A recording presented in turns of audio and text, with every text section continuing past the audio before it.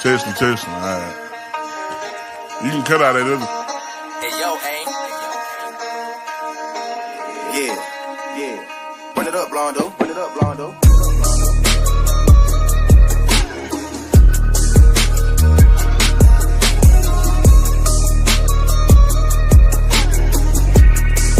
Hey, see y'all from Texas, where we should ride in swangers and put diamonds in our neck.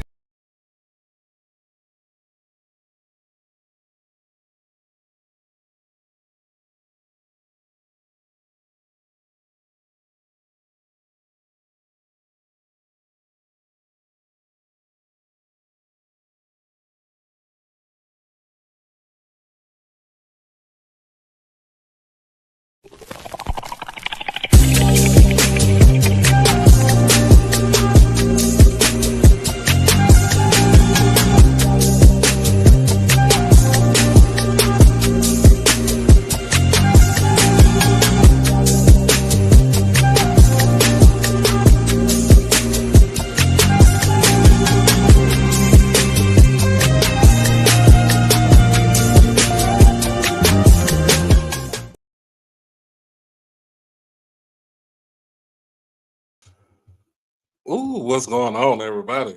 Can everybody hear me? First and foremost, what is going on, everybody? Can you hear me? Let's see what's up with this thing. That's all right. All right, there we go.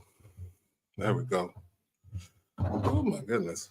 What is going on, everybody? How's everybody doing this evening? It is a funky Freestyle Friday with your boy Doc Holiday on HBCU tonight. How about HBCU Overdrive? Make sure that you like this stream, comment, share. Most of all, the most important thing, subscribe to the channel. And if you own X or my bad, Twitter, because I'm gonna call it Twitter. Make sure you hit that follow button and also come on to YouTube and hit that subscribe button. See people filing in right now. What's going on, sis? How you doing? Happy Friday. Let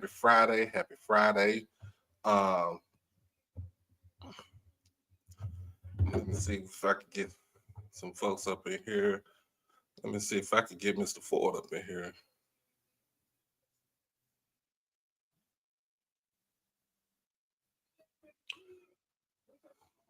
Let's see if I can get Mr. Ford up in here.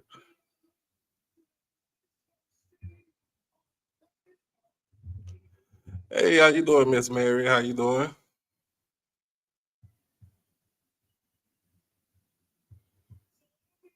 How you doing? How is everybody doing this evening? See people filing in right now. So as we get this thing going, my stuff should be almost done uploading.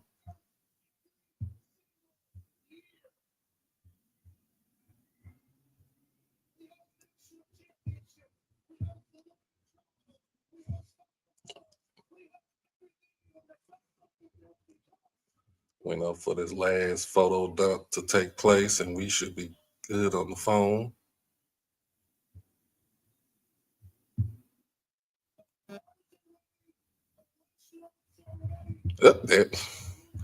There we go.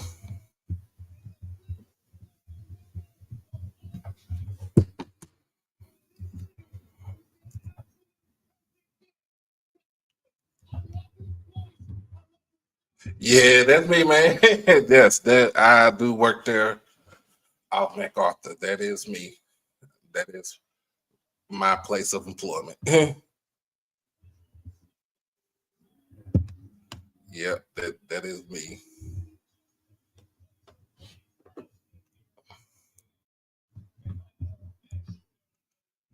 How you doing, Mr. Ford? Hey, man. How you feeling? I'm feeling good.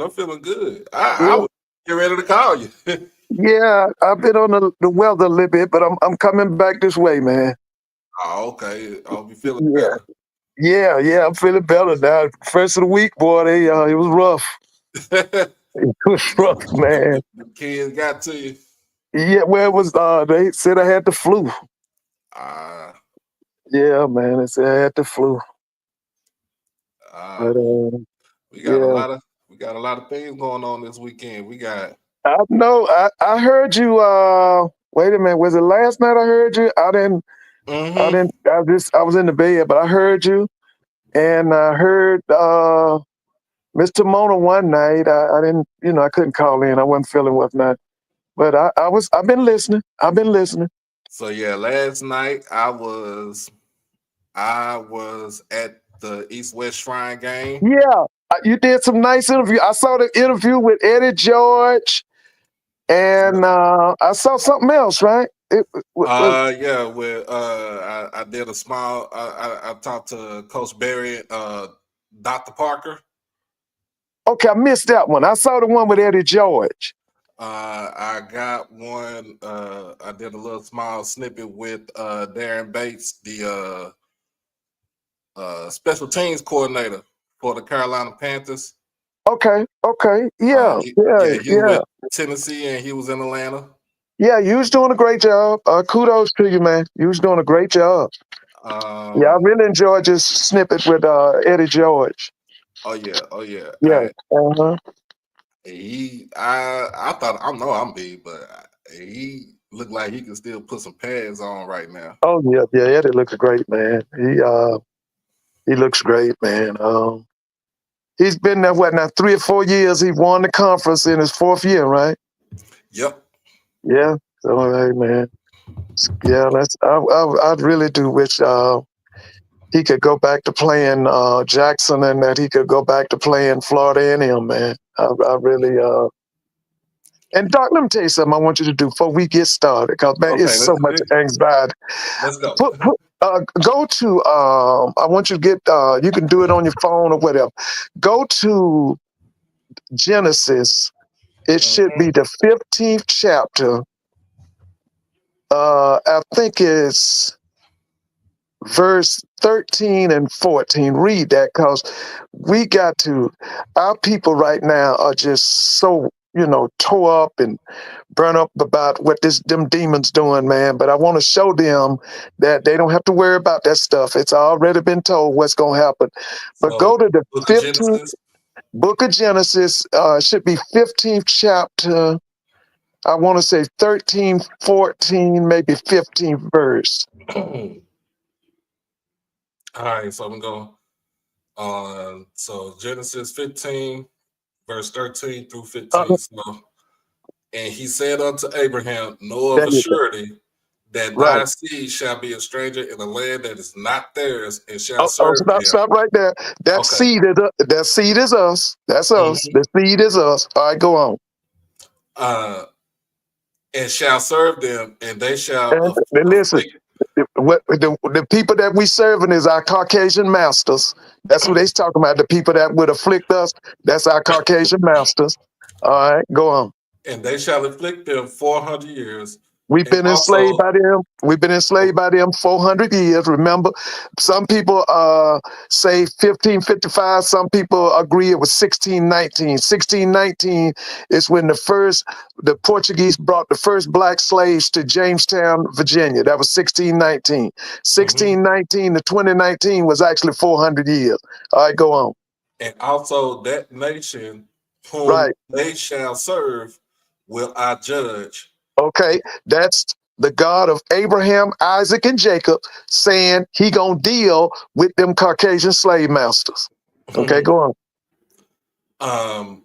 And afterwards shall they come out with great substance. Right. So even though, and I want everybody to understand this, it looks like things are falling apart, they're not. What's happening in this country right now? The God of Abraham, Isaac, and Jacob is in control, and he's dealing with everything good and bad. So you don't have to worry. Just submit your life and pray. Okay? Because I'm meeting so many people that are just so tore up, man, and so they are nervous wreck. Okay? And so that's why I wanted to start with that tonight. And thou shalt go to thy fathers in peace. Thou shalt build thou shalt be buried in a good old age. Right. And if you So want to read that, that's the 15th chapter of Genesis. Genesis 13 through 15. Right, right. Because our people need to hear that, man. Oh yeah.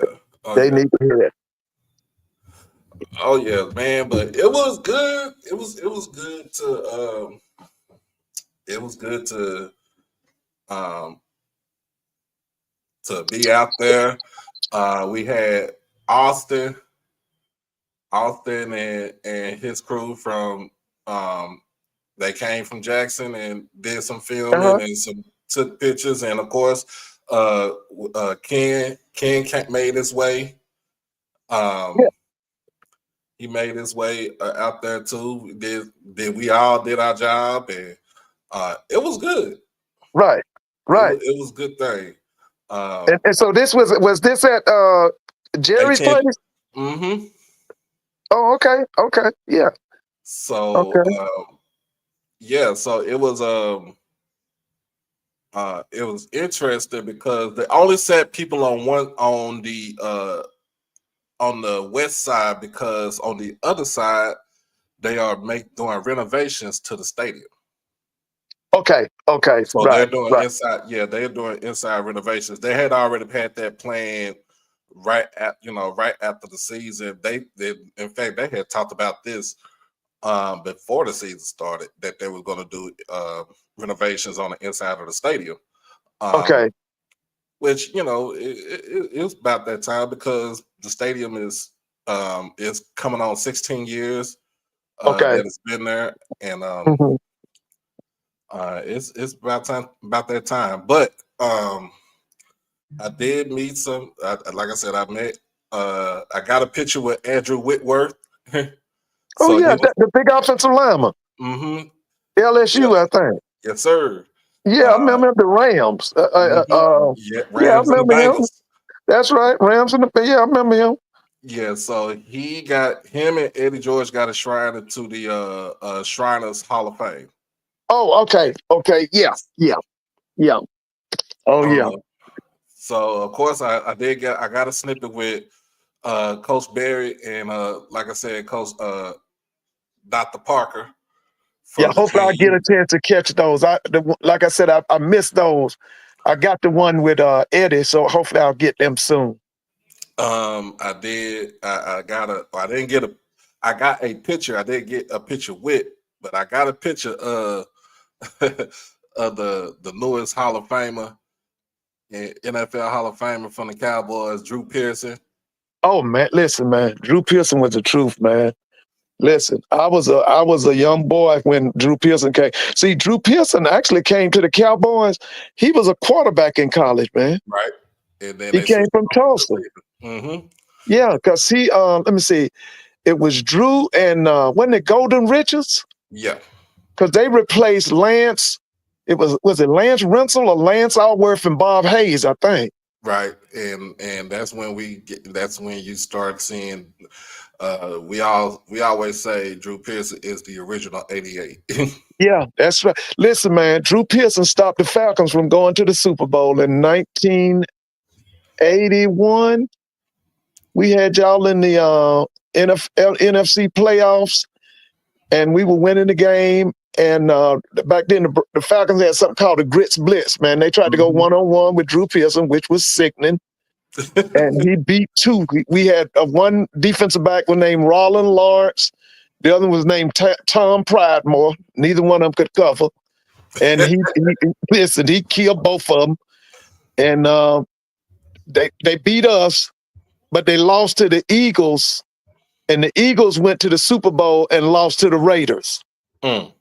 But everybody in Atlanta thought that was the year of the Falcons, man.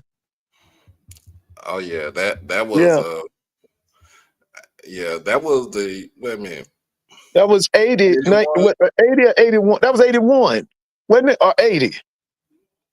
Well, it had to be 80 because 81 is the catch.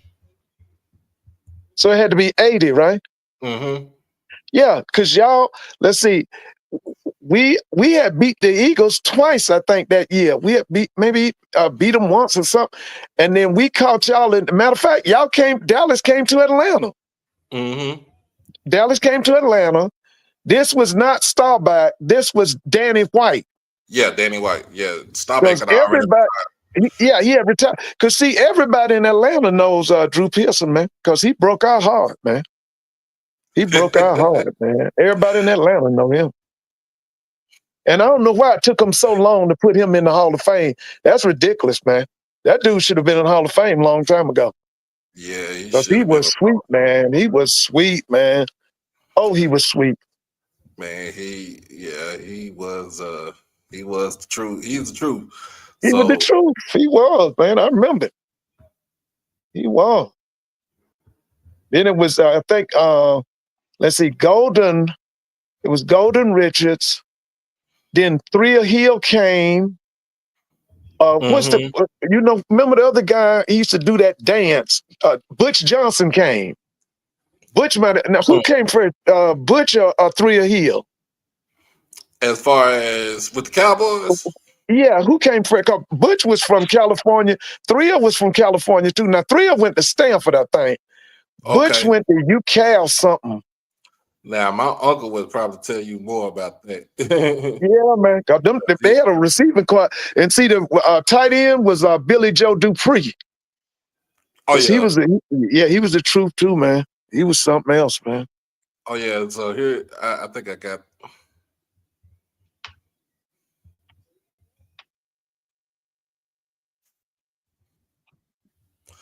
So this is my thing. I got it with Coach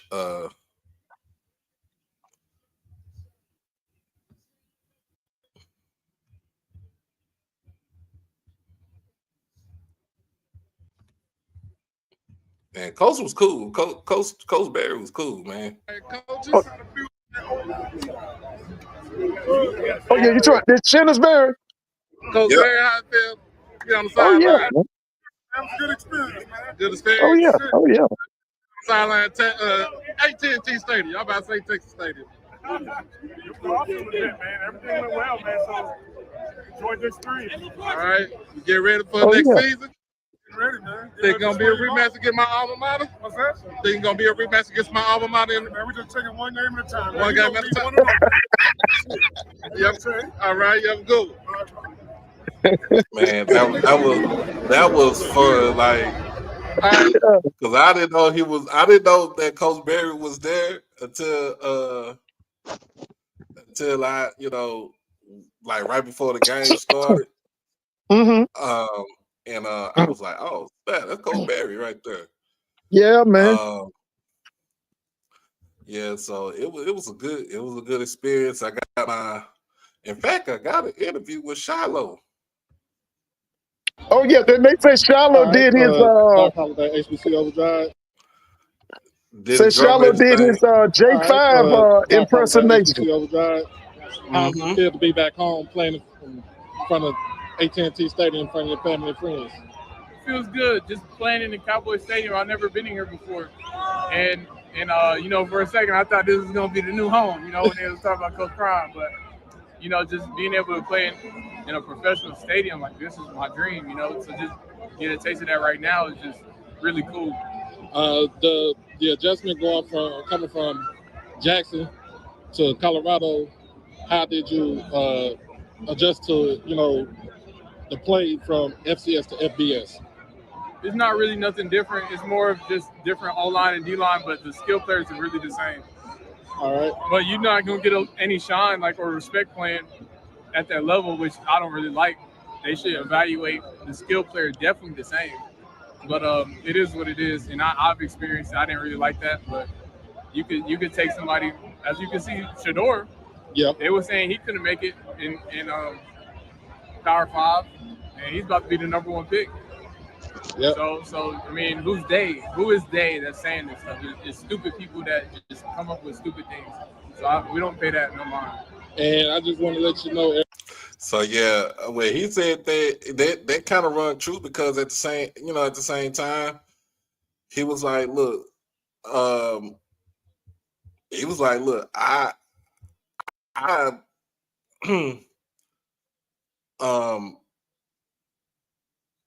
don't. He don't listen to he don't listen to critics.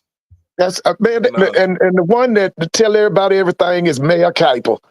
That's who, he's supposed to be Mr. Know Everything, is Mayor Kiper. And if I remember Mayor Kiper low-rated Robert Porsche, and eventually Porsche and them going to be in the Hall of Fame. He was so against Porsche. Porsche eventually he was at South Carolina State, and he low-rated Porsche because he came from South Carolina State. Detroit had taken him, right? He turned out to be one of the greatest Detroit Lions of all time, man. But that's that crew, man, up there. Like you said, they like the critics. Whatever they say is supposed to be it. And he right. Man, don't listen to nothing no Mayor Kiper and them say, man. I remember when Mayor Kiper said that Drew Gabbert was better than Cam Newton. And they claimed Cam Newton couldn't call the play, couldn't hold the ball. They low-rated Cam Newton like I don't know what when he was at Auburn. Oh man, that was crazy right there. So I got the photo with Drew Pearson right here. Oh, that's okay. Yeah, okay. Oh yeah, it was a good showing. Yeah, but it was a good showing. I wanted to get some more interviews. Cam Silver Craig didn't play yesterday. Of course, Shedeur didn't play yesterday either. Okay. We got a visit from Cam Ward. Cam Ward was on the sideline yesterday. I didn't get a chance to get a picture with him, but he was out there yesterday too. So now, who you think gonna get Cam Ward? He going to Cleveland, or he going to Raiders, or where's he going? Well, man, you ask Ken. Ken wants Shedeur in Vegas, and I think he'll go to. I don't know if he'll go to Cleveland. I was thinking, you think Cam could end up in New York? I don't want him to end up in New York. Yeah, because they tell the franchise bad. It's terrible. Yeah, it is, man. My whole thing is that whole thing with Saquon Barkley, man. That's somebody should have been fired about that, man. Sonny Boone, what's going on, man? What's going on, man? I got in a few minutes after you. A friend of mine that do YouTube wanted me to check out his channel, and he was doing a reaction to the Jordan Bulls mixtape. So I checked him out for a few minutes, see what he was talking about. Okay, but yeah, but it was some players out there. So the offensive MVP was Ja'Cory Merritt. Now he's what school did he come from? Well, he represented Arizona State, but remember he was at Alabama State before he transferred to New Mexico. Yeah, that running back, he from Montgomery. Yeah. Oh yeah, he was tough, man. I hated when he left Bama State. He was tough. Yeah, so he's so when he got to New Mexico, he ran for over 1,000 yards. He was the truth. I remember him. And that season, Blue hit me up yesterday. He was like, he only played one game at Arizona. So do you count that? Oh my God, you count that game at Arizona? I don't think you should. Okay. Yeah. So, as the Blue, who you think gonna get Cam Ward, man?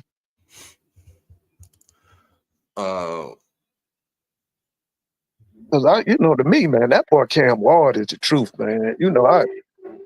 I'm a Cam Ward fan, bro.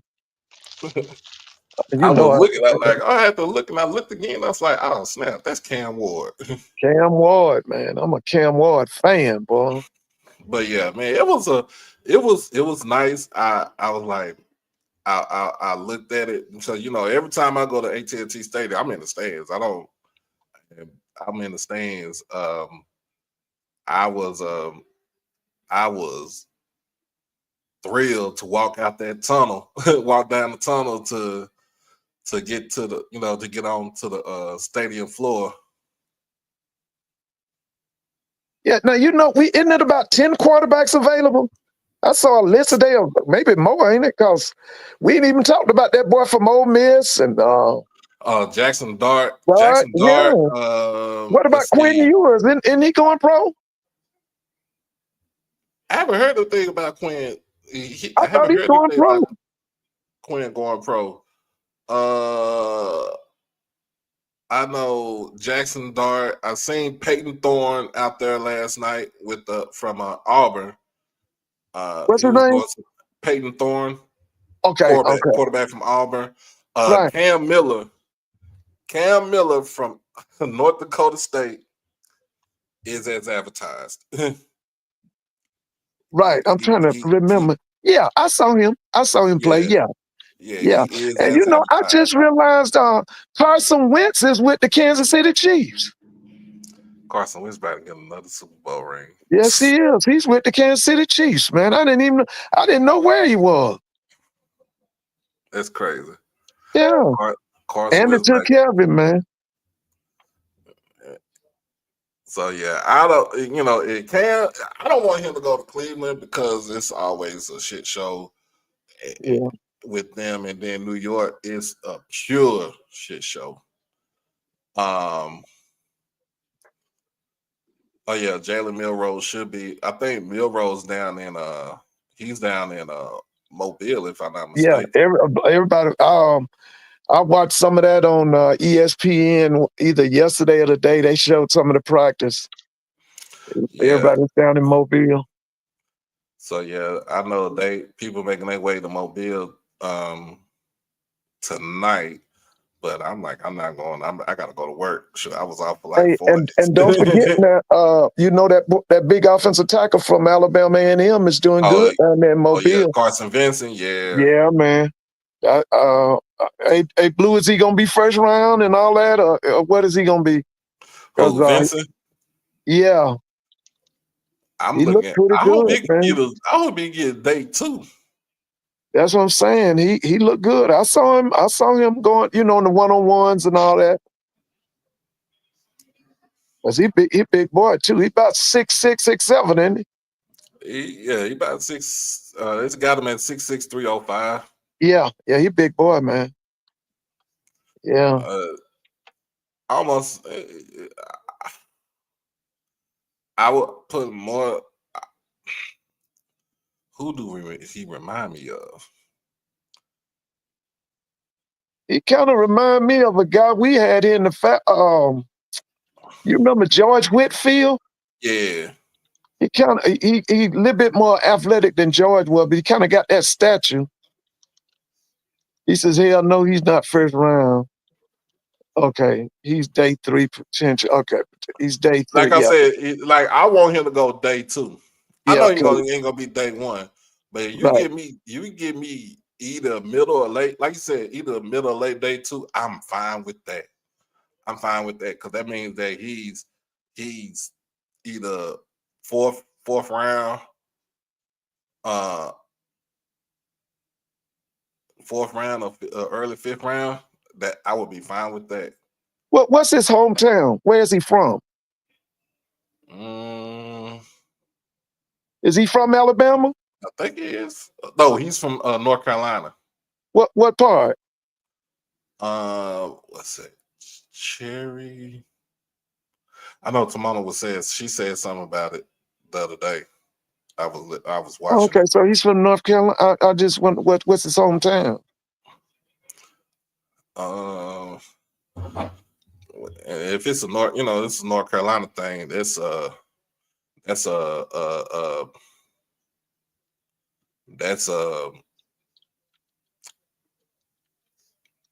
Maynard. Yeah, Maynard got him from North Carolina. Yeah, because that's right. That's Maynard now. Yeah. Hey, anybody heard about what's going on with Maynard? Because I do not want him to lead the SWAC. Haven't heard anything about what's going on with Maynard. I can't believe ain't nobody hired that dude in the SWAC as a offensive coach or offensive coordinator. I can't believe that. So yeah, let me see something. Hey, Miss Whitley.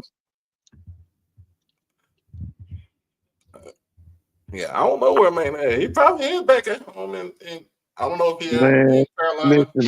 listen, man. That dude can help. Bama State, he can help. Southern, he can help. Alcorn, he can help Grambling. All right. Oh, let's get into it. Let's get into it. While we at it.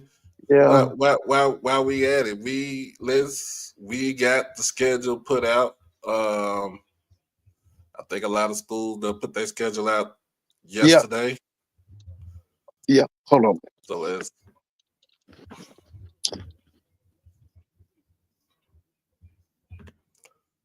and let me see something.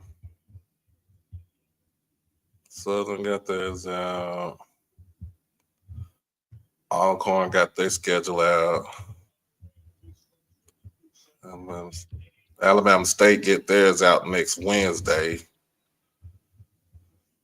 Preview, yeah. Let's see, Texas Southern. FAMU. Yeah, I saw they scheduled today. Got Alcorn for homecoming. So yeah, Actually, they got a really nice home schedule, man. FAM has a real nice home schedule. Yeah, all their games, majority of the games are playing in the state of Florida, so they not going no time soon. Yeah, they got a really nice home schedule. They got Albany State coming. Got they got Jackson coming. They got Alcorn coming. Now they go to Alabama A&M. Alabama State, they got a nice home schedule, man. They got a nice home schedule. Yeah. So they got 1, 2, 3, 4. They got 5 games at home. In Tallahassee. They go to Miami. They start out the season with the OBC in Miami. Yeah. Yeah, that's right. Against Howard. Yeah. And then they got Florida Atlantic at Boca Raton the following week. Yeah, I did see that.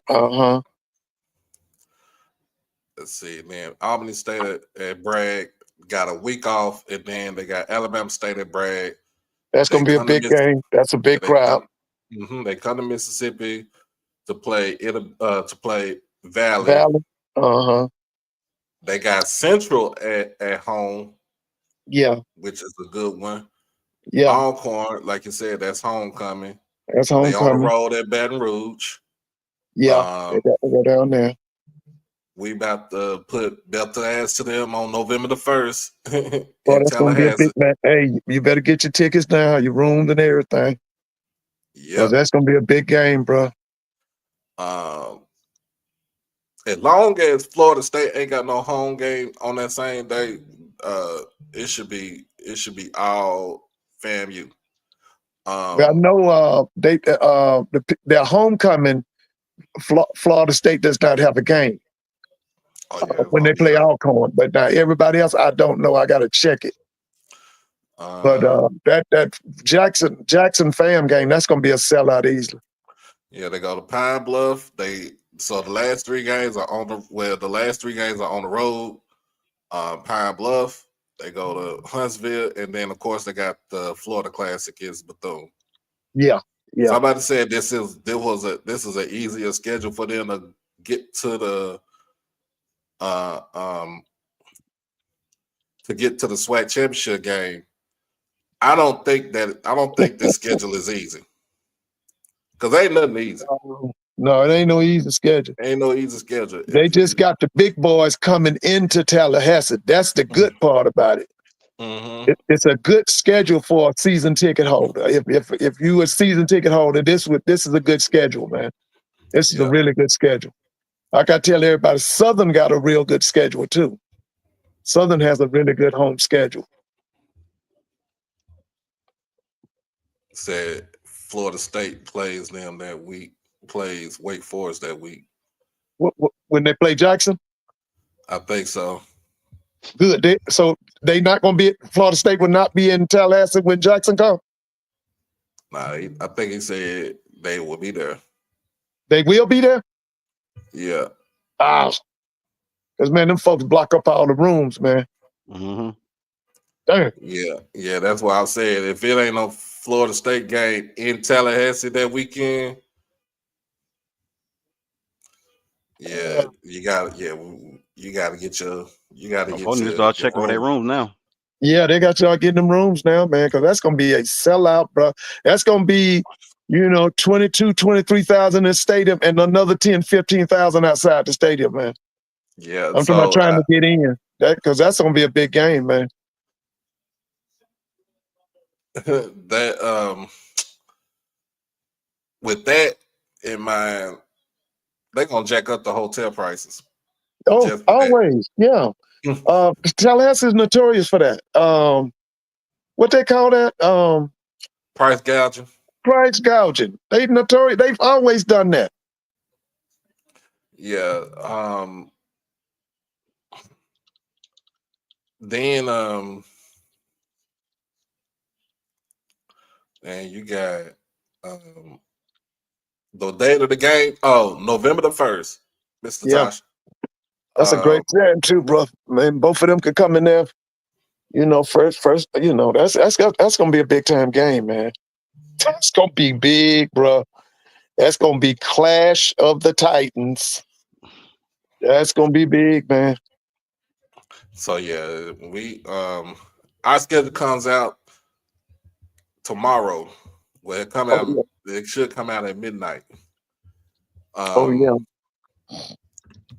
So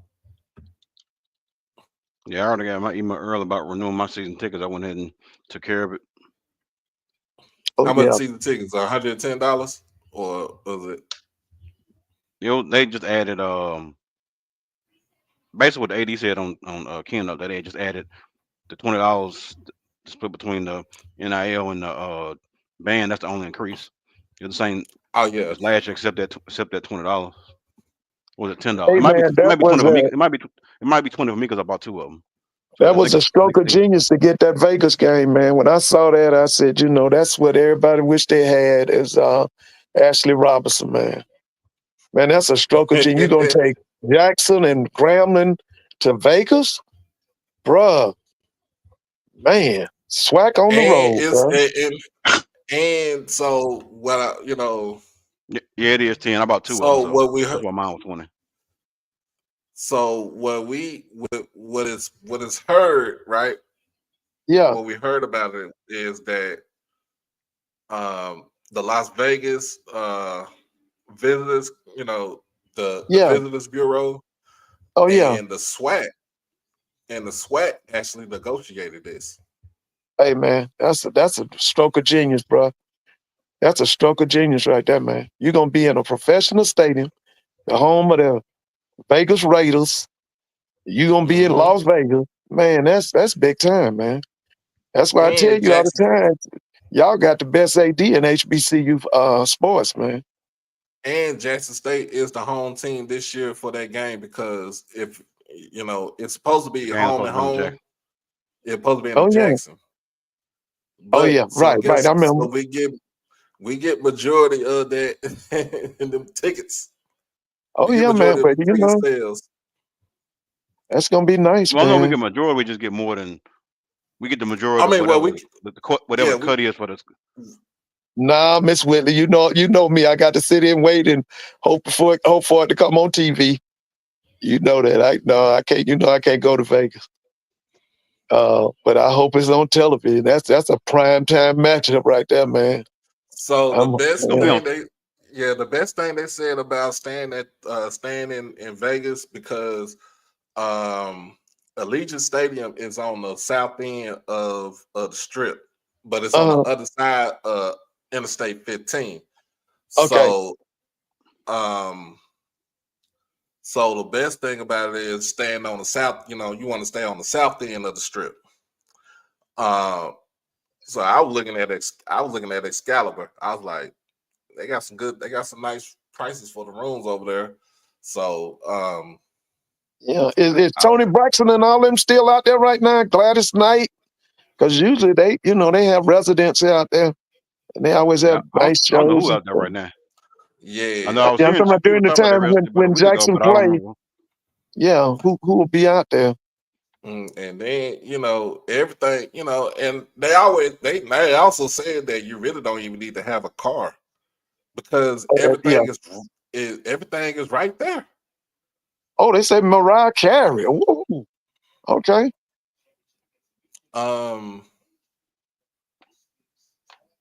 So they also said that the school's offering a package. Oh, That's that's gonna be nice. nice.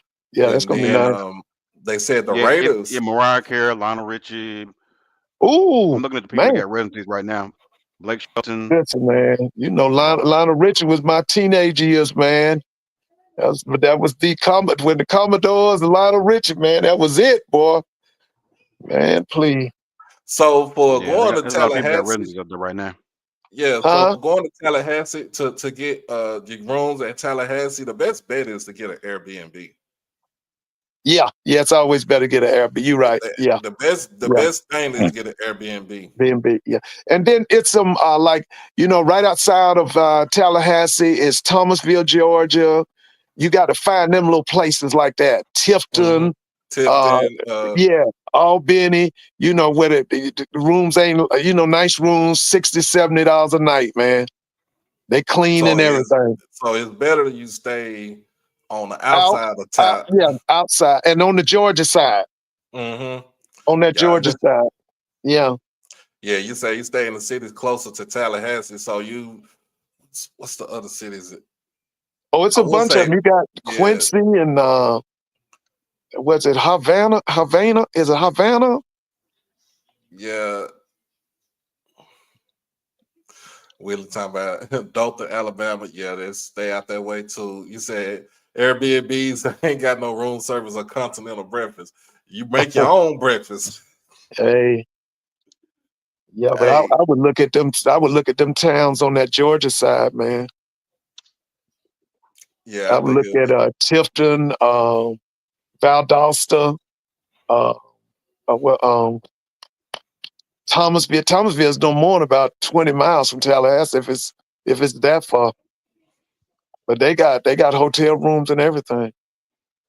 Panama City, yeah, Panama City, Panama, Florida. yeah. I would look at them cities. I would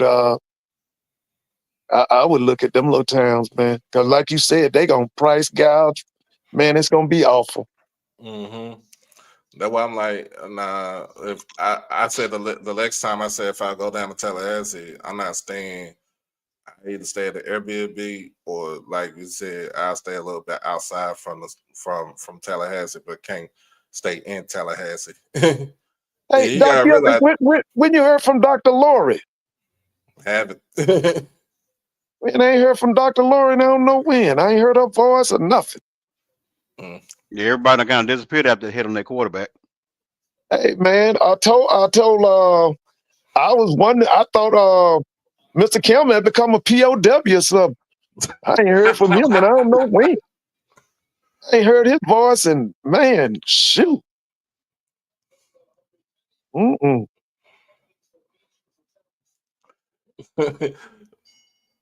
Lord, Whitley, she living a good life over there. Yeah. So, Miss Smith, are you Yeah, he coming be to on that show he do Tallahassee? sometimes. That's about it. She said she'd rather do Vegas before she do Oh, Tallahassee. she going to Vegas. Okay. Yeah. She going to Vegas. Because remember that's the crazy thing, because we play in Vegas on the 25th and then on the 1st we got to go to Tallahassee. Man, I remember I don't think I'm going to Tallahassee either. Doc, my uncle lived in Lancaster, California. That was outside of LA, right? Oh, I know where it's at. My parents went out to visit him and he drove them to Vegas. Man, my folks talked about it till they died. He turned them out. He turned them out, man. He took them to Vegas. They now. Drive. Yeah, man, my mom, my uncle showed her how to do the slot machine. My uncle, he was like, he was doing a lot of Vegas. He played the cards. He was poker or something. He was into that. And he showed my mom how to do that slot machine, man, and she loved it. Snap.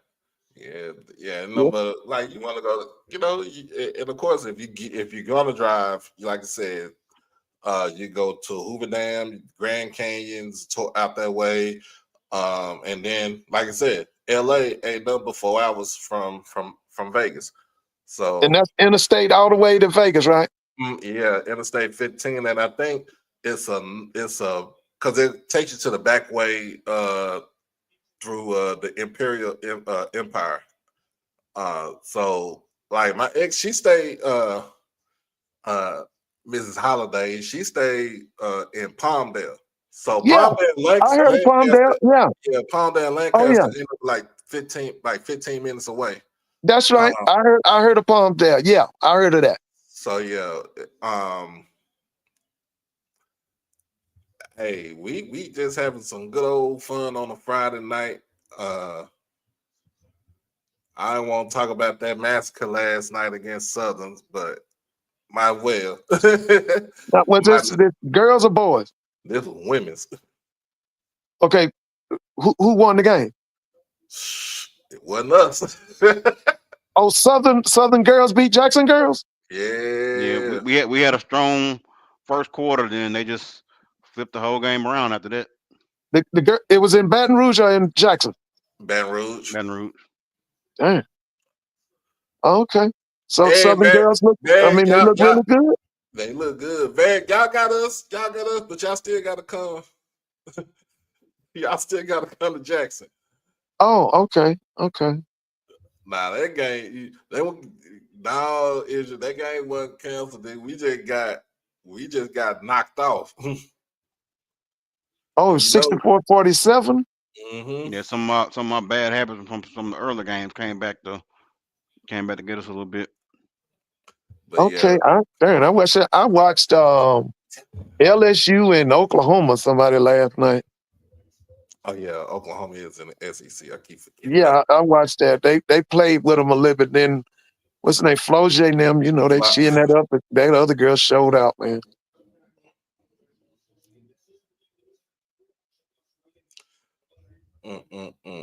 So yeah, damn, we only play y'all once this season. That's right.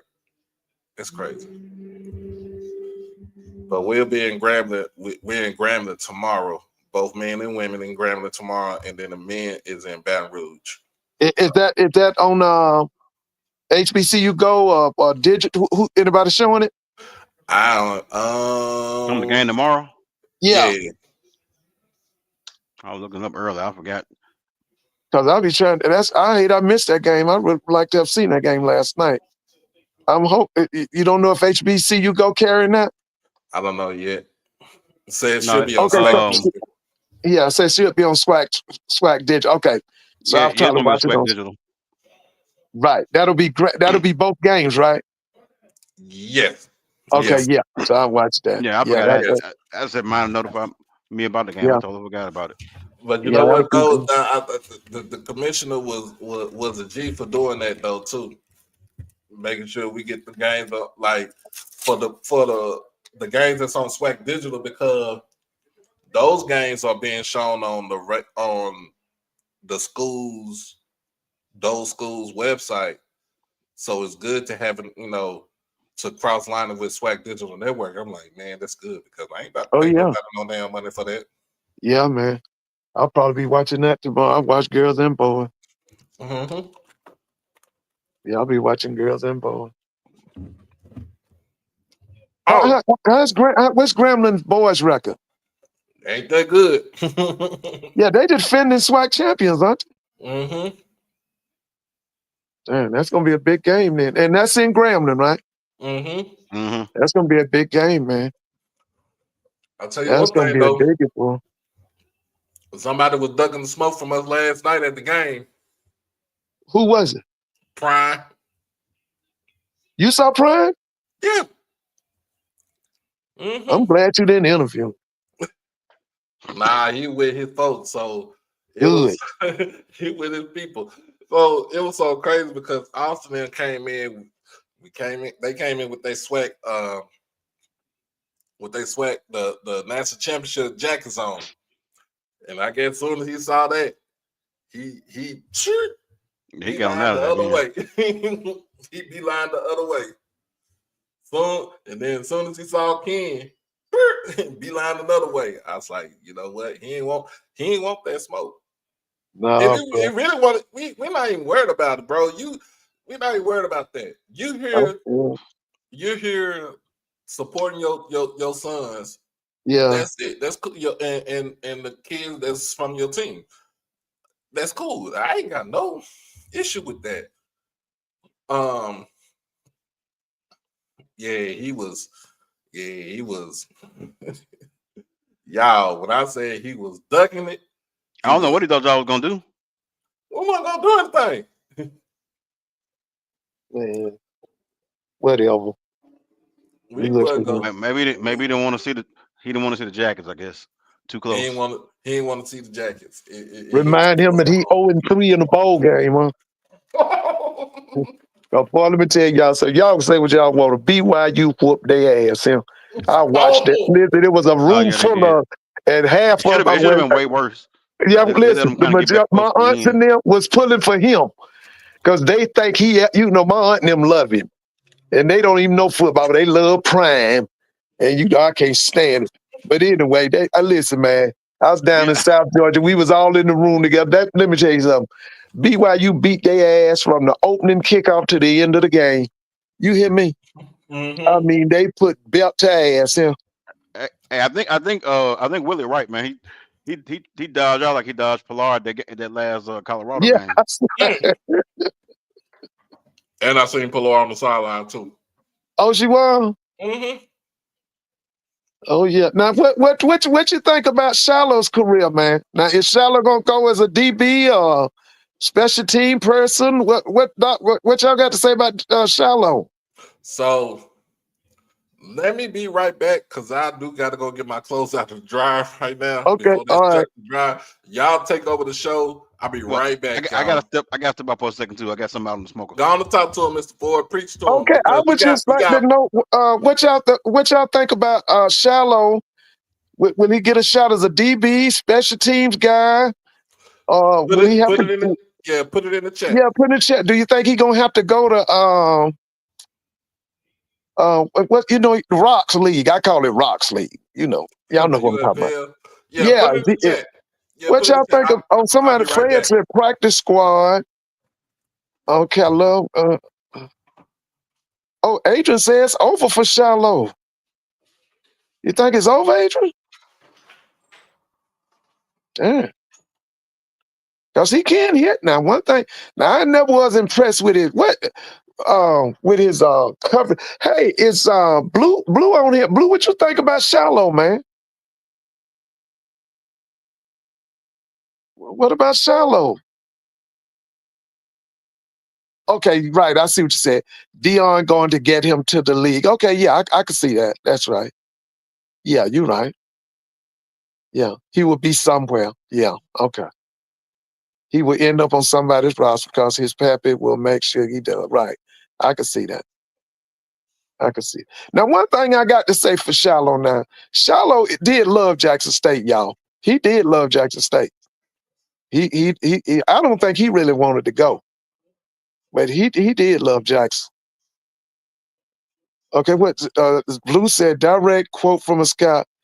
He's possibly the worst safety I've watched in this draft class. Come on, Blue.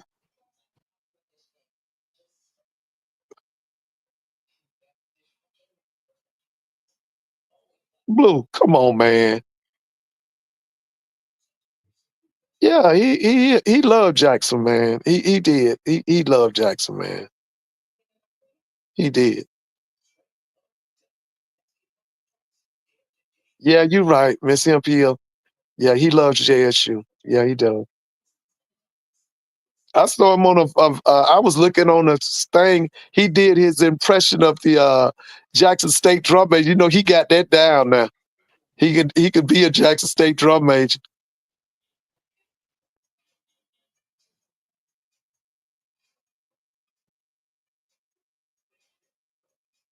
He's not good. What did they say? Okay, so Blue say he's not good.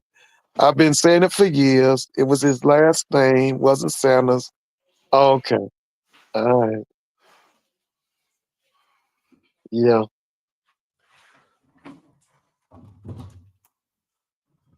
Woo. I'm back. I hit them stairs too hard. Hey, Doc Blue said Scott said he was the worst safety ever. No, not ever. He said he was the worst safety in the class. Man, I'm gonna tell you just like this. Shiloh,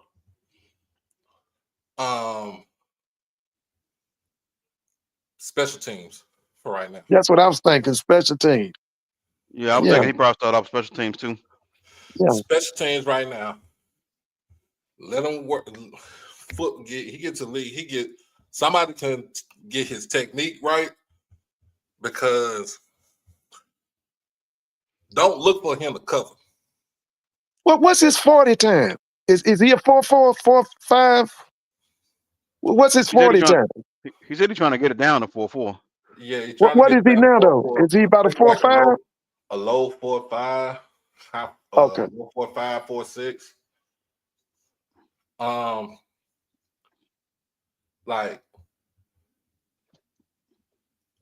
Like with Shiloh, yes. So it's one thing I did, he was getting on folks last night in the interview. And he was like, "Hey, you got something bad to say about me? Lee, I don't need to talk to you." So, that was how he was. I looked at him. I ain't got nothing to say bad about you. I just want to get a little small, quick interview with you, brother.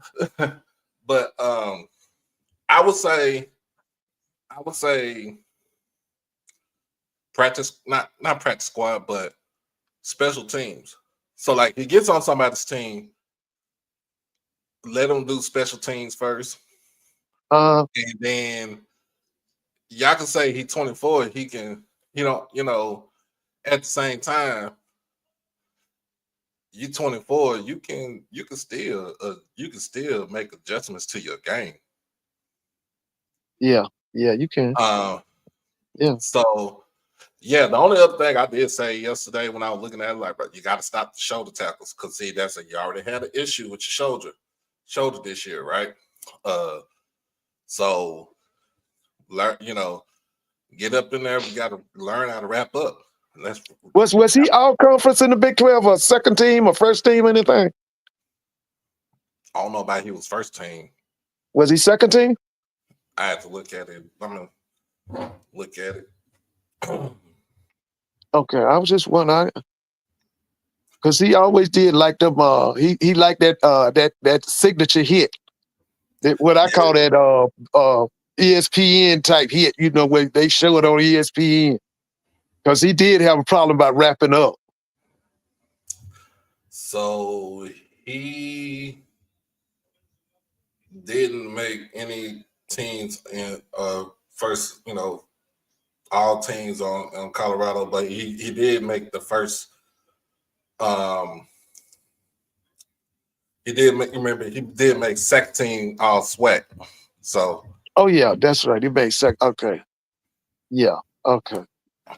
But he has. Is he 6 feet? Yeah, Shiloh's 6 feet. He's 6 feet, and he's 200. What is his weight? I think it's like 195. Now, what does he look like? How does his upper body look? Upper body looks good. Yeah. Upper body looks good. I just say he just needs to, like, we just scrap the big hit shoulder tackle. Let's wrap up. Because he always did love them big hits, boy. He always, that Rob McDaniels and then Kenny Gallup, them the truth, man. Yeah. Rob McDaniels gonna be a pro. He gonna make it, man. And so is that Kenny Gallup. Them guys gonna make it. I'm looking for him and Blue, is Karvansky from what's that? Morgan State? Is he coming out also?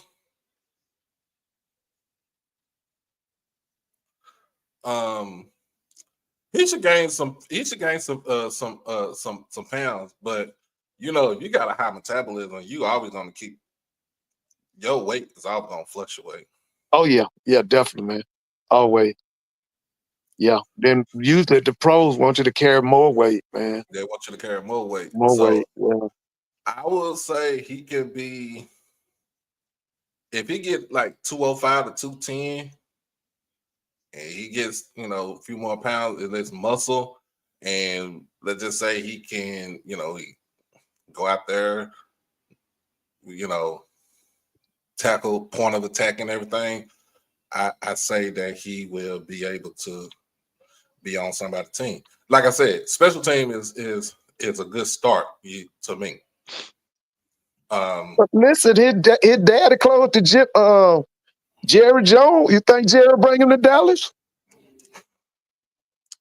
His daddy close with Jerry Jones, ain't he? Man, yeah, I don't want to get started on that. Jerry, you think Rick Dion asked him to bring his son to Dallas? Jerry gonna be like, hey, we'll put him on the practice squad. We'll put him on the 90-man roster, but he got him,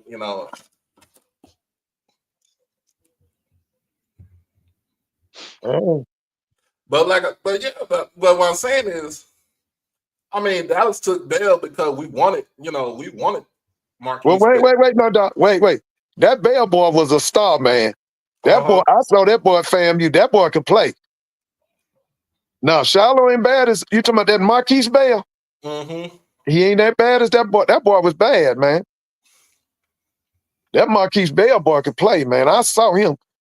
I picked him out the first time I saw him. I was like, that boy, how did FAM get this boy? And I wanted to know where he came from. Yeah, that Marquise Bell, man, he was a player. He was a player, bro.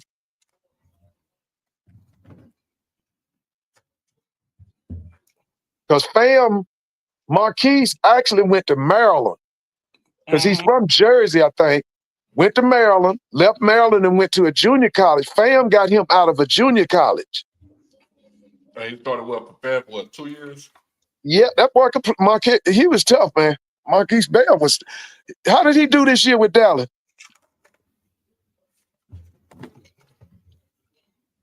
Was he hurt? They didn't even play him like that this year. Oh, they didn't? Mm-mm. Damn. But I thought he was gonna leave, but Dan Quinn left. Oh, Dan liked him? Mm-hmm. Yeah, man. He was tough, man. I mean, the first time I saw Marquise Bell at FAM, I said, man, who is that? And I had to do the research on him home. Because he was tough. He stood out to me the first time I saw him. Oh yeah, but I don't know who's gonna get him though. I don't know who will pick him up, but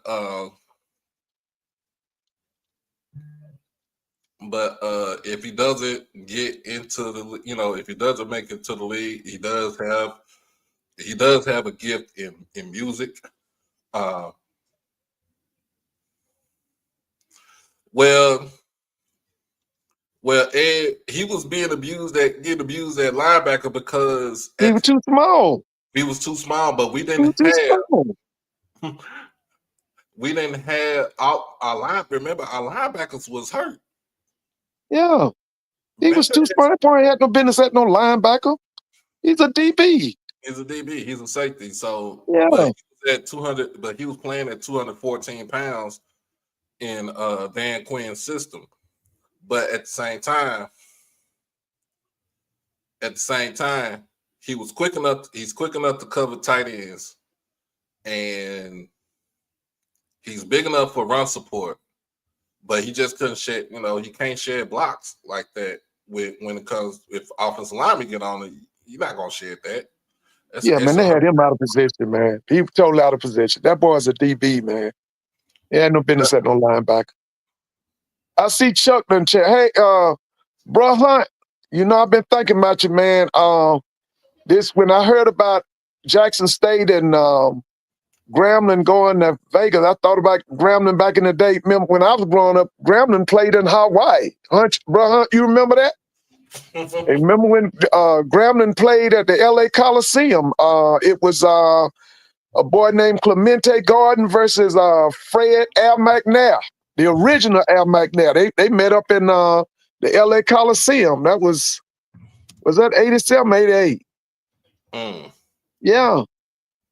Because see, when I was a kid, man, Grambling used to travel everywhere, man. Grambling would go to New York. They would go to Kansas City, Arrowhead Stadium. It's back in the early 70s, man.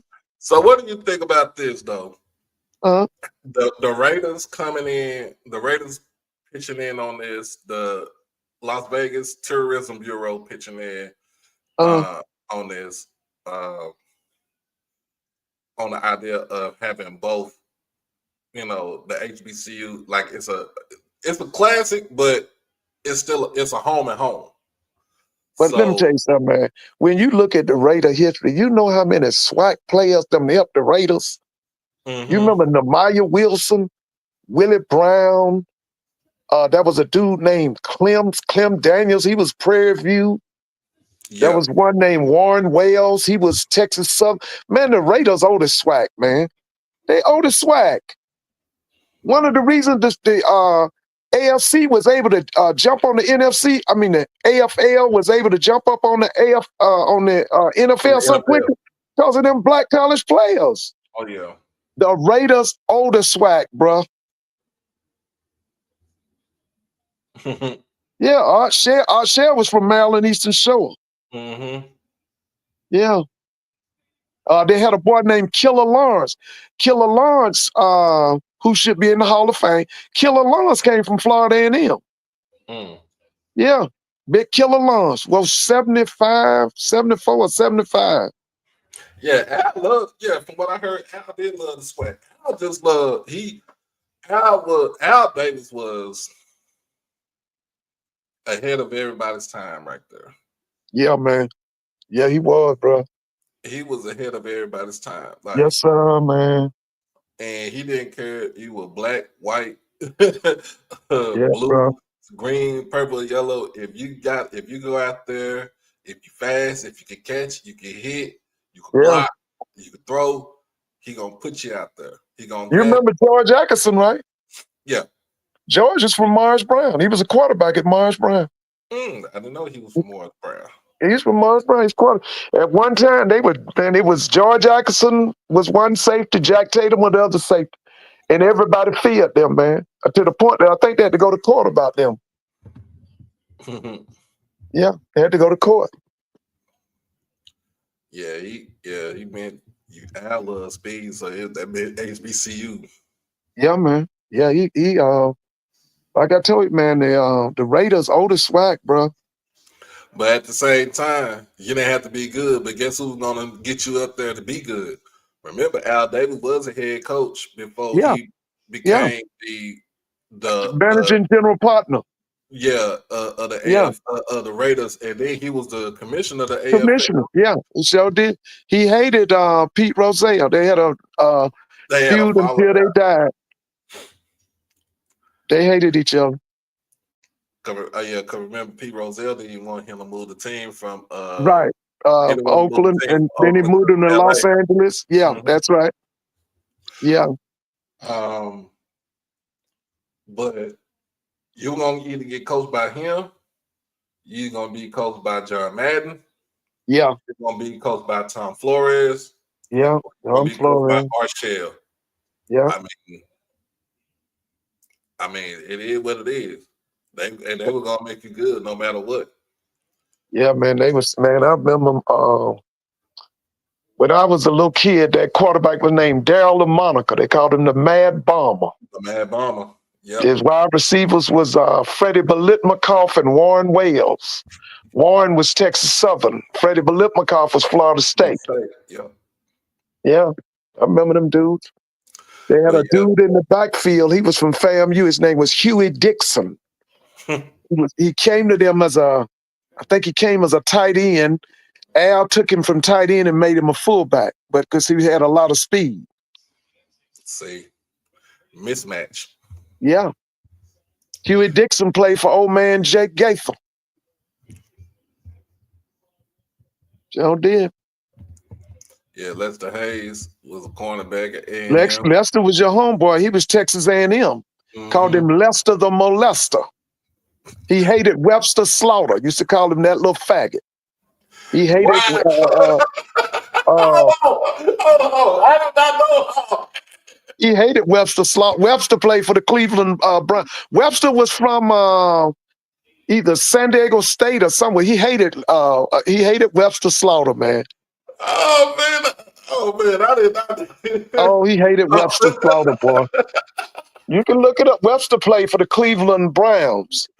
Willie gonna get you. Shoot. Those are not Mr. Ford's words. Those are the words. That's not me to tell you what he used to say. Lester was a big old DB. He was like 6'4", but the thing about him was he was a sprinter. And he would take a big can of grease and put it on his uniform. They had to stop him from doing that. And people, that stick him. And people hated him, man. He was a big old DB, man. He looked like a linebacker. They called him the Judge, but they called him Lester the Molester. He was something else, man. Cliff Branch was on with the Yes, no. Cliff was a world-class sprinter, man. Cliff first came to the league. He couldn't catch. Freddie Bolitnikoff worked with him on catching with his hands because they got him because he was a track guy. Because he really wasn't a pass catcher. Man, that's too funny right there. I know. And everybody's favorite one, the assassin. Jack Tatum. Oh, yeah, man. Yes, the assassin. Listen, man. First time I saw Jack Tatum, I saw him in the Rose Bowl with Ohio State, man. And Woody Hayes loved him, man. He was from, I want to say Passaic, New Jersey or somewhere, man. But I didn't know he was as dangerous as he was till he got to the league. He was something else, man. He was dangerous, man. He was dangerous, man. He would come up and hit people, man. He was something else, man. He was unreal, man. They called him the assassin. I think they wrote a book about him. It was him, George Atkinson. Then first it was Willie Brown and Namaya Wilson. Both of the corners was from Grambling. Then Willie played forever. Namaya lost his position to Skip Thomas. Skip lost his position to that guy you just called out. The one I told you they called the Judge, Lester Hayes. Lester Hayes. Yeah, and then they brought in Mike. What was Mike's name? Mike was from Arizona State, man. He was awesome too. He originally came with the New England Patriots. He was from Arizona State. Oh, I can't think of that. Mike Haynes. Remember Mike Haynes? Oh, yeah, Mike Haynes, yeah. Mike, he was the truth, man. And now, is Mike a Hall of Famer? If he ain't, he should be. Is he a Hall of Famer? He should be a Hall of Famer, man. Mike was the truth, man. The Raiders were so scientific with that. They wanted their corners to play on an island by themselves.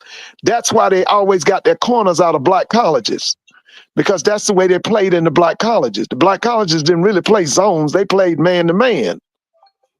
And that's why Al always went and got his DBs out of them HBCUs. Oh, yeah. So he got into the Hall of Fame in 97. I was about to, because, listen, man, did you see him play? I watched a little bit of him play. Oh, Doc, he was the truth. He was the truth. He went with Jim Plunkett and them first. He was with Jim Plunkett, Randy Fataha, Chuck Fairbanks was their coach, and then Al Davis. When he was in New England. Houston. Yeah, he was with New England, and then they brought him from New England to the Raiders. And now, Bro Hunt can tell you, the other dude that was a guy came from Grambling. His name was Albert Lewis. They called him Snow. Snow played for Al Davis for years. Huh? Yeah, Mansfield, Louisiana. Albert Lewis. Albert Lewis called him Snow. When I was a student, he was finishing his. He was at Grambling, right? Yeah, he was at Grambling. I met him. He was studious. He would when the season was over, he would come back and go to class. I'm talking about go to class like a regular student. Oh yeah. Yeah. And No, Albert Lewis, he drove a Jaguar, man. That's why we knew he was somebody big at a Jaguar. Mr. Ford, you were Huh? talking about all those classics. You were talking about Graham in Hawaii. Yeah, that was Yeah. in 1972. Yeah, he went and beat Hawaii. Hawaii had a former Cowboy, Golden Richards, who was playing Golden with Richards. Hawaii. Yeah, I Yeah. think they Now injured him in listen, that you game. remember when they played? They also played in the LA Coliseum. Remember that? Yeah, yeah, it was Clemente Gordon and Fred McNair played against. But I then watched they played Clemente one Gordon before play. that, right? Wasn't it one before that? Yeah, they Didn't did Graham play. I remember they played one back in I think 80. I think that was in '89 because Graham went to the playoffs in '89. They lost by 59-56 to Stephen F. Austin with Todd Hamel, Yeah, who was the quarterback. I Had Larry remember that. Sanders. That's right. Yeah, I remember that. That team went to the national. That Stephen F. Austin team went to the national championship and lost to Georgia Southern. That was Irk Russell's last season coaching there. They beat That's them for the right. national championship. They had a black quarterback named Raymond Gross. Yeah, Raymond. He coached at Bethune-Cookman. Bethune-Cookman. Alvin They White's tried to give. He was Sean White's offensive coordinator. They Sure tried. He was. wanted the job at Fort Valley, and they wouldn't give it to him. He wanted to be the head coach at Fort Valley State, and they wouldn't give it to him. So, man, that's something. When you said that Stephen F. Austin team, right, in '89. Yeah. 89, yeah, they went to the national championship. That was Irk Russell's last season, coaching at Georgia Southern. He built that program, junkyard dog defense. That was Vince Dooley's right-hand man. Was that not Jeremiah Trotter, but yeah. was that Larry Sanders? Larry Sanders, played with the Cardinals. Was he on that team?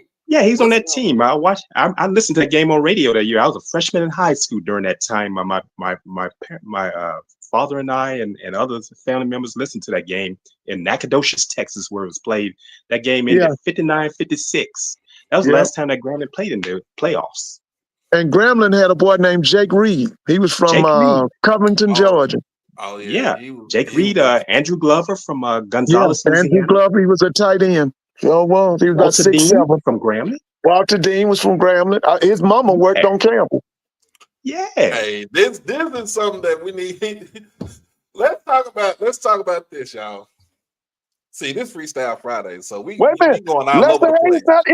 He's not in the Hall of Fame. No, he's not in it. Otis Taylor's not in it. No, both those guys not in it. Let's talk about this. This Freestyle Friday. Yeah, something's wrong. This fucking Freestyle Friday. So we could go anywhere and everywhere with all these topics and stuff right here. So Lester Hayes not in the Hall of Fame. Otis Taylor not in the Hall of Fame.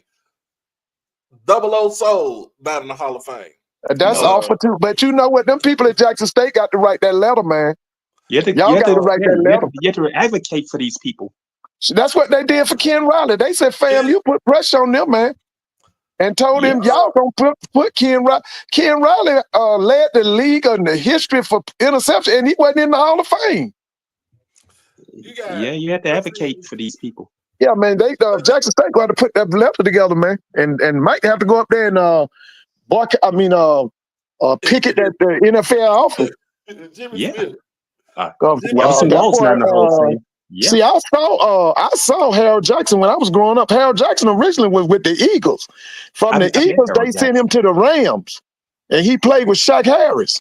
Because at one time, nobody could match up with Harold Jackson. There was no DB in the league could cover him. That included Mel Renfro now. They couldn't cover him. Oh yeah, I met Harold Jackson. Yeah. You mean the great Mel Renfro, the man, Detroit Lions, not Detroit Lions. He was Dallas Cowboys. Cowboys, yeah, Cowboys. Yeah, it was Mel and the other dude was named Lionel. What that other DB was named? Because them dudes was bad, man. This when they had the two white boys with the safeties. One was named Charlie Waters. One was named Cliff Harris. Yeah, the Cowboys. But it was Mel on one side, and it was another black guy. What was his name? He was the other. He had come from the Green Bay Packers. He was a corner. You talking about Herb Adderley? That's it, Herb Adderley. That's him, bro. Yeah, Michigan State. Dudes was bad, man. Woo, them dudes was bad. Herb Adderley, yeah. Herb Adderley, baby. Wait a minute. Is Herb in the Hall of Fame? I'm not sure about Herb. Oh man, that's the boy looking. They ain't right. That Hall of Fame ain't right, man. Ain't no way Lester Hayes ain't in that Hall of Fame, man. Lester Hayes not in it. Elson Wall's not in it. No, none of those people. Yeah, Wall's that's been on the ridiculous, ballot, man. but he's not in. That's ridiculous, man. Nah, he said. I think he said Herb Adderley. I think Herb is in. He's in the Hall of Fame. Let me see. Herb should be in there. Yeah, he's in it. Yeah, he got a shrine. Yeah, after the second, Herb Adderley was the truth, bro. Yeah, he got a shrine in 1980. Oh, he was the truth, man. I saw him. I grew up watching him. Okay. Yeah, he passed. He passed away 4.5 years ago. Boy, look I him. remember he passed. Doc, you didn't see him play, did you? I saw video. I wasn't born when those guys were playing. My uncle man, he used to show me I was born video. in 1975. Yeah, now Herb was from what college? Where did Herb go to Michigan school? State. He went to Michigan State. What's his name was from the West Coast. Mel Renfro was from the West Coast. Mel Renfro went to University of Oregon. If I stand That's right. He's from the West Coast. I remember him. Yeah. You know what is another travesty that somebody who ain't in the damn Hall of Fame right now? Who? God dog it. Everson Walls. Everson Walls. Yeah. I just said I know Everson. He's been on the ballot and not in. That's ridiculous. Something's wrong, man. Everson got 2 or 3 championship rings. How many rings he got? He has one with the Giants. He won the year when Scott Norwood missed that field goal in that Super Bowl, that 91 Super Bowl. He didn't get one in Dallas? No, he didn't win one in Dallas. Remember, we didn't win the Super Bowl in the 80s. No, they didn't have it in the 80s. Remember, it was the 49ers years. 49ers were winning it. Mm-hmm.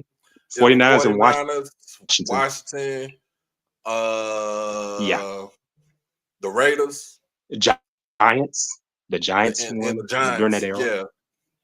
So he played with that's what him and Everson Snow Walls played at Grambling together. He played Bill Parcells. Yeah, Everson and Albert Lewis played at Grambling together. They played with a boy they called Huggy Bear. Huggy was from Huggy was from New Orleans.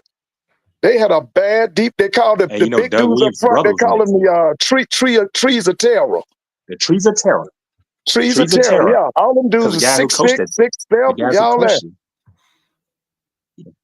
Yeah, the guy who coached the Trees of Terror was my father's roommate in college, Ernest Sterling. I knew he was him. My dad's best friend. They call him Monster. Yeah, Monster. That was dad's best friend. They were roommates in college. Yeah, Monster was a big light-skinned dude. And here's the crazy thing. From Southern Lab. Came out of Southern Lab. Played with Cowboys. Here's the crazy thing. Yeah, he passed away a few years ago. He did. I did not know. I did not know that Everson Walls was actually from here, from Dallas. Yeah, from Richardson. Yeah, he went to Richardson. He went to Berkner, LV Berkner. Yeah. I did not even know that. I was like, hold on now. We got to know Everson. My uncle used to tell me about I see him at the Grambling games. I'm like,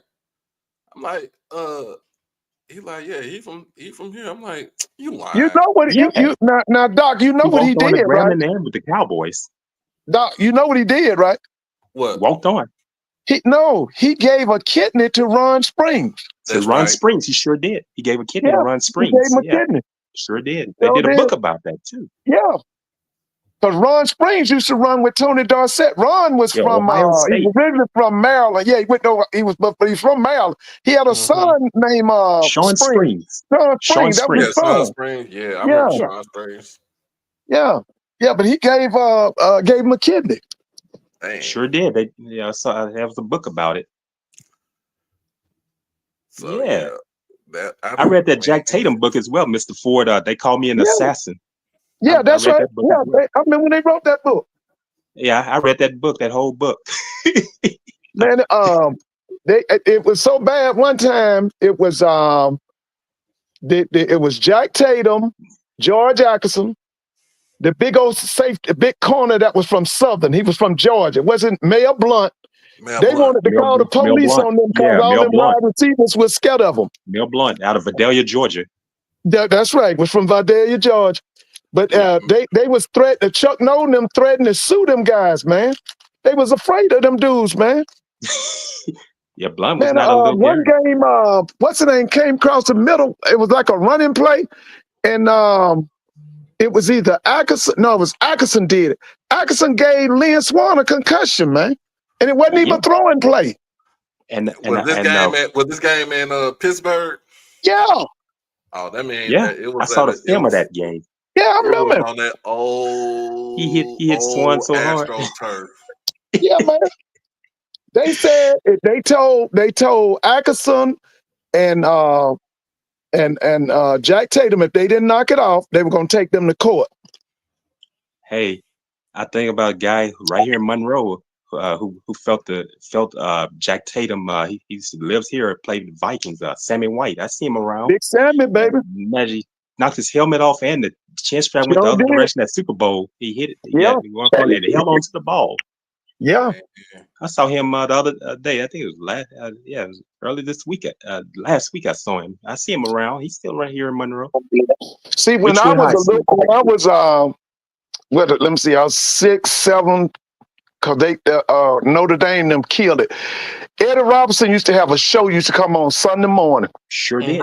It was shown all across the country. It got to be the most popular football show, and them people at Notre Dame was so jealous they had the show canceled.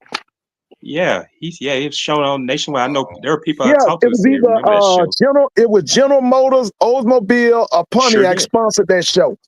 Collie J. Nicholson was he was very Collie instrumental in a lot of that's right. SID.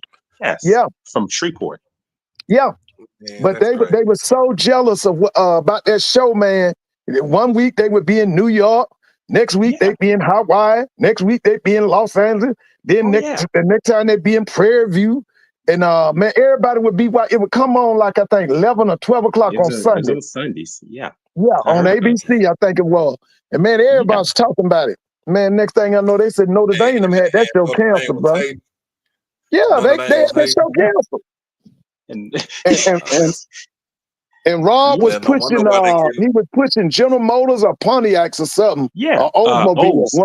Oldsmobile. He did a commercial for Olds. Oldsmobile, that's what it was. Yeah, you can see it on YouTube. They even had a commercial on YouTube. What? I guess that's the reason why Notre Dame can't win a damn national championship now. That's called karma. Hey, let me say this here now. Damn, won since 88.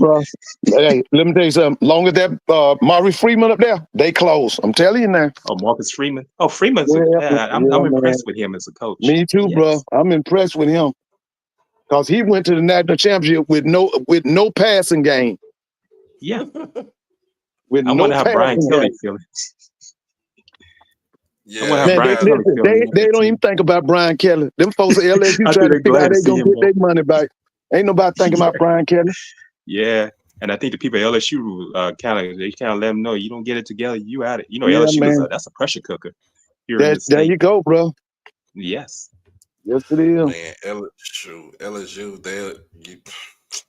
Oh man. But let me tell you who y'all better be watching, man. This dude is secretly doing some stuff.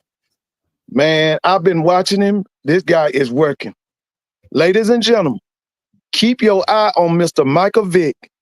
Not only is he bringing in players, he's putting together a solid staff every day. Yeah. I'm telling y'all, keep y'all eye on Mr. Michael Vick, bro. That dude is working, man. That cat working, man. I just seen he just signed. He just named Torrey Woodbury as his special teams coordinator. Torrey Woodbury from Winston-Salem State. I remember him. That's right. Played for Kermit Blunt. Yeah, played for Kermit Blunt. Yeah. Played for Kermit Blunt. I looked at it, I was like, you know what? Ooh. Hey, man. You know what? Working. Oh, yeah. Man, hey, boy. Can you imagine Jackson against Norfolk down here in that a Celebration Bowl? Man, you know how many folks gonna be at that game? Huh? What you say, Whitley? It's JSU by 40. JSU by 40, boy.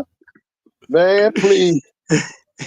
He putting the staff together. Somebody telling him something, man. Well, Michael Vick is doing something. I mean, I hadn't heard too much word right now for Deshaun Jackson, but I know he's been putting in work also too. Yeah, he's going to get players. I ain't seen nothing about no coaches yet. I haven't seen anything about coaches myself. But he's going to get players. He getting players. You saw what's the name? Told him that if If he wins 7 games, he'll give him $100,000. Did y'all see that? Yeah, I seen that. I can Pac-Man use that money told right him, now. said if he wins 7 games, he'll give him $100,000. I could use that money right now. Oh man.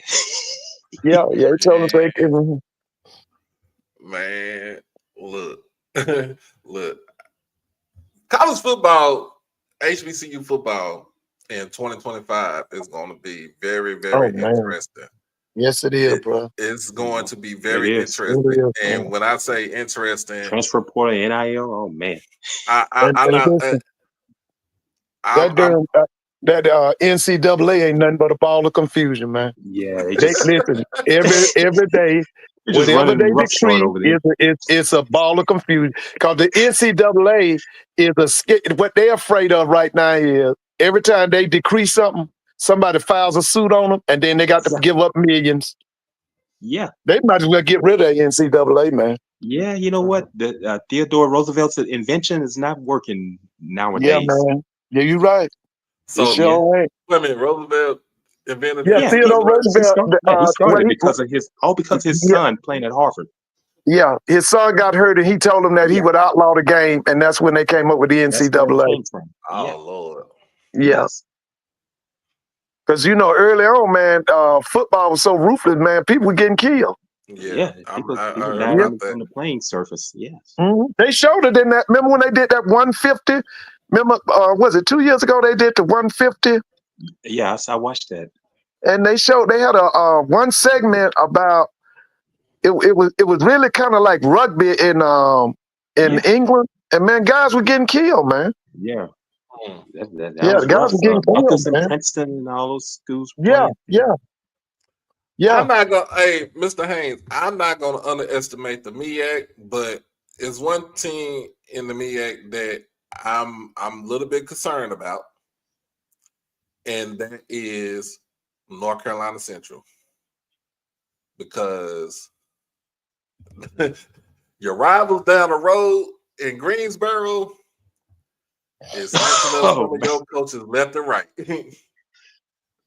They just took their defensive coordinator.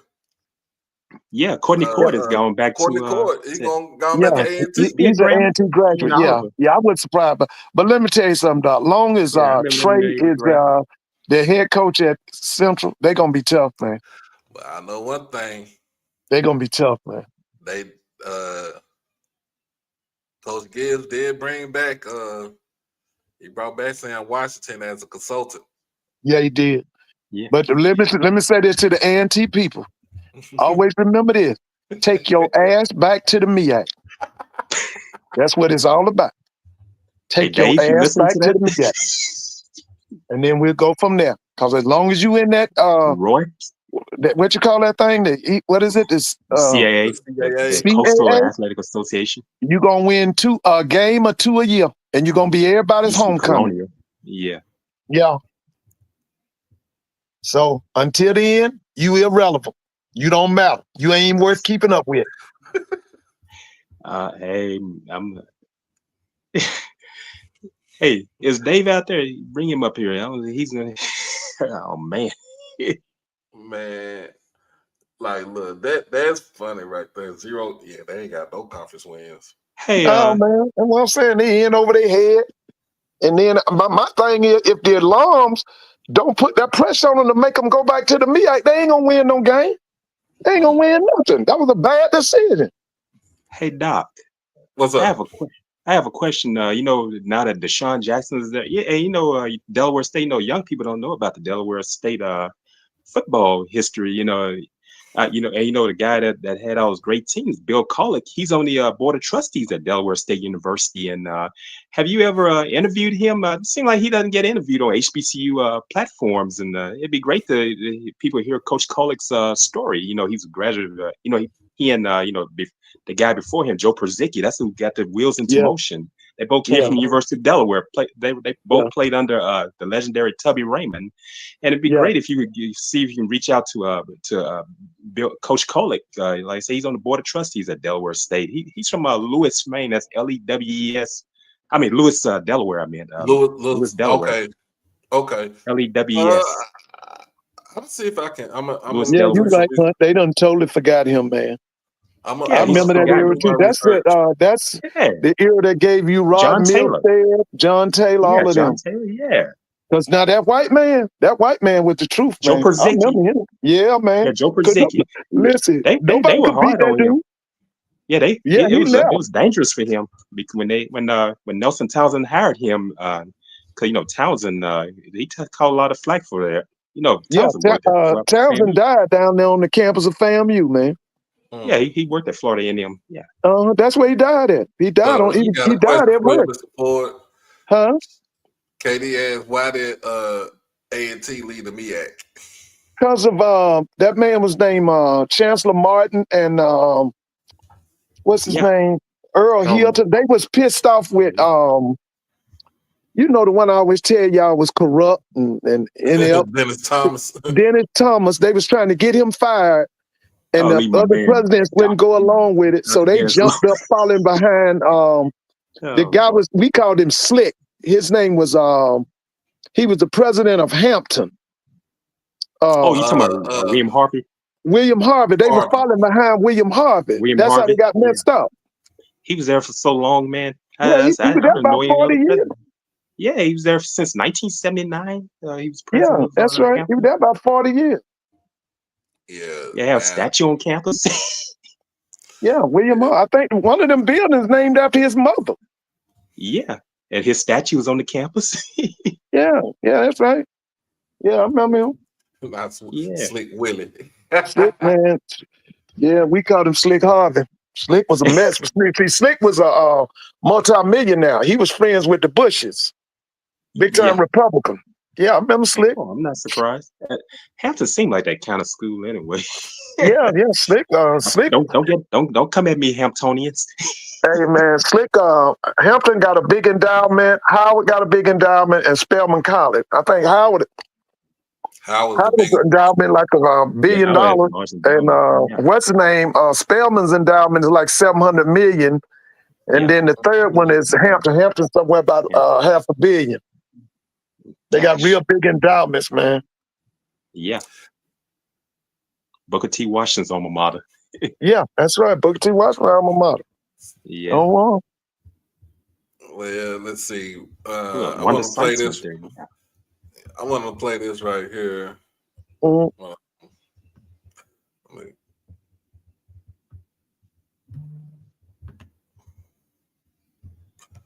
Let me share this screen.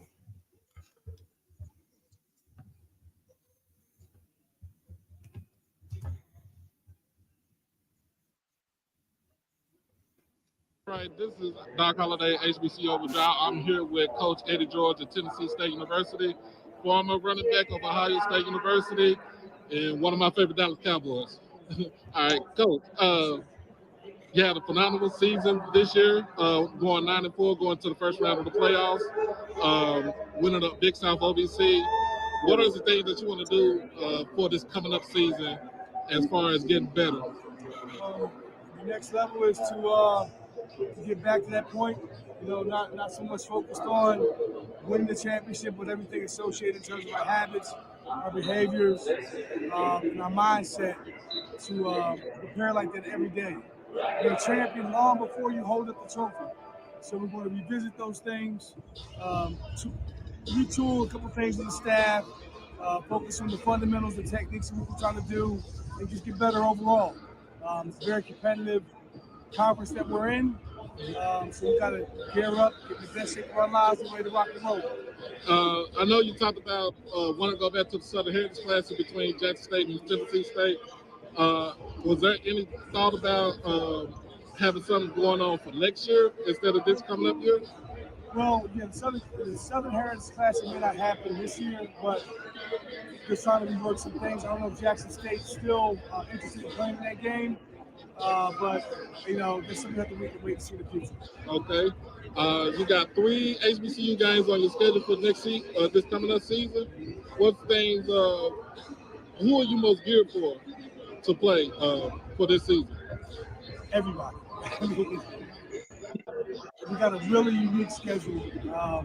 Like you mentioned, 3 HBCUs, Howard being on the bill as well, North Carolina A&T, of course the OBC schedule, and North Dakota State. So we have a very challenging schedule this year. And the first game is going to be North Carolina State, and it's Central. So hopefully we'll just be ready and geared up for that. So right now, our first opponent is us. We're going to win the spring first, and win the fall. All right. And what is it like being back here in Dallas in an organization that you played for, even though it was only for a year? How does it feel back being here in DFW? It's great. It's great to be recognized for the Hall of Fame for the East West Shrine Bowl. Played in that, coming out in '96. Great to revisit some of the people that were involved in it. Great sport, this great game. As young men have aspirations to play the next level, and also to support the Shriners hospitals, so for their children. So it's provide hope for the likes of very, very great organizations doing great things. It's an honor. Yep, which I'm a part of. But thank you, Coach George. Hope you enjoyed your time here. And congratulations on being part of the Shrine Bowl Hall of Fame. Thank you. I just had to play that because like okay. First and foremost, he still looked like he could play football right now. If you Look, he's still in great shape. Him and the pads on. And he's still I like built. I like the answer because when I asked him about the Southern Heritage Classic, I like the answer that he gave because it's really in the hands of the promoters. Now, Fred Jones in Memphis is kicking himself in the ass because he knew he messed that up. He messed that up big time. So you knew your money stream was gone, and so you try to replace it with Pine Bluff, where the attendance was not going to be. It was going to be all right, but it's not going to be where it was, beforehand, where you have 50, a whole sellout game with the Classic. And so hopefully Fred can come back to the table, put a little bit more money in the hands of the schools, and you're probably going to have to accommodate instead of having us pay out of our own pocket, accommodate for the team and the bands to come up and to stay overnight and stuff like that. So you probably have to do that. But other than that, man, that was a good interview that I enjoyed. Listen to it. And even though it was like 3 minutes long, I asked him because I was like, you know what? I was trying to talk to your SID and I couldn't get through to try to talk to you as far as doing an interview with you. And, he just told me to email him. So I'm like, I'm gonna email you. I'm gonna email you. Probably gonna be sometime in like a little bit after National Signing Day. So that's one of my my assignments for for the month of February to get him on the show and we can go into a more in depth with an interview. He's looking great, man. Look at that. Look like still play. He's 2 years older than I am. I'll be turning 50 this year. And man, he look like he's still in top form. Still there, Mr. Ford? There's two things I need. I don't care where they play. I need for Tennessee State to play Jackson every year. And I need for Tennessee State to play FAMU every year. I don't care where they play. I just need them to play. When I was growing up, that happened every year. And so like I say again, I need them to play every year. Whether it be in Jackson, Birmingham, Memphis, I don't care. But I need for Jackson and Tennessee State to play every year. I need for Jackson and FAMU to play every year. Man, if cause I was talking to Ken last night, and I was like, you know what? We need to get AD Robinson on the phone and see if he can bring Jackson to play in at AT&T Stadium. Oh, that would be big. That would be big, man. AT&T Like, Stadium. Oh man, mhm. in Yeah, Arlington. that would be big. I'm like, you bring like if we play a Texas school, it will probably be somebody like I would say Texas Southern. Well, I say Prairie View because Prairie View got a bigger they have a bigger alumni base. Right. Play right there at AT&T Stadium, man, and it was Tremaine Jackson's coaching now. That'd be interesting. yeah, like it, you know, make it a classic. You don't even say we're gonna sell out 80,000 seat stadium because I promise you, if you was in the stadium last TC night, Taylor and Tremaine Jackson. That should be interesting. if you was in the stadium last night, they didn't even open up the third floor, y'all. They only opened up the bottom and the second floor. They didn't open up the third floor. I mean, it was, you know, it's a collegiate all-star game. Yeah. But at the same time, I'm like, man, we can get somebody. We need somebody from the Cowboys. Cowboys need to make an HBCU classic just like the Raiders do.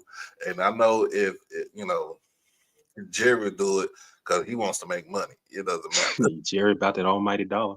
He's Opgum owner, president, general manager. He said Opgum HC, Opgum owner, president, general manager, and head coach. Man, I don't get me started about Jerry. Oh man, I like Cowboys myself. I'm just being realist about it. Yeah, that's a different story. I know But that. yeah, I was like, you know what, we could do that, man. Do that, and cause you know some people that's like they haven't been to AT&T Stadium like that unless they came for an actual Cowboys game or they came for a Cotton Bowl Classic or something like that. Yeah. But yeah, so the best thing about this, Whitley, the best thing about this, like with the game in Vegas, is the Raiders is actually sponsoring. They are sponsoring that classic. The Raiders. So Okay. So the tickets should be going on sale in March, if I'm not mistaken, because I did look up the website because I was looking for media stuff, but I probably have to go through Jackson State to do the media. But yeah, it's going to be a good look for us on both sides. I had to tell a local sports talk radio show here in my area here in Monroe yesterday morning that I brought it up to them about the game, and they said, "Oh, you know, they tell you home and you know, what about the home?" I said, well, "I'm gonna tell you something." I told those guys, I said, you know what? They have strong alumni of those two schools in Las Vegas, Los Angeles, all along the West Coast. I had to let them know. Yeah, that's Yes. right. Yeah, I told And them it's on a the good radio yesterday. I marketing. called them. It's good recruiting Yeah. for both sides. You know. Yeah. Exactly. Yeah. That's why I was letting them know yesterday morning. Yeah. So you When have I to. was a student at Grambling, it was a boatload of people from California with Yeah. students there. And their Vegas, Los grandparents Angeles. lived in Louisiana, but their Oh folks yeah, had moved out to California. Yeah, surrounding states. Yeah. Yeah. Mm-hmm. And you know, let's just say we get to the game. Migration. You get to the game in Vegas, and let's say Grambling bring about 15,000. Let's say Jackson State bring about 25,000, right? Also, the best thing about it is the marketing for outsiders, because you want more outsiders than to come in and to see the product out there on the field. Right. That's the main. That is the main thing. You want them to come and see the product, and if you got a good product, they will if come. you got a good product, they're gonna come. So it's on the end of the Raiders and Las Vegas to actually promote it. So once, to me, I'm gonna be honest with you. Once, let's just say July come, the game should be promoted like dang near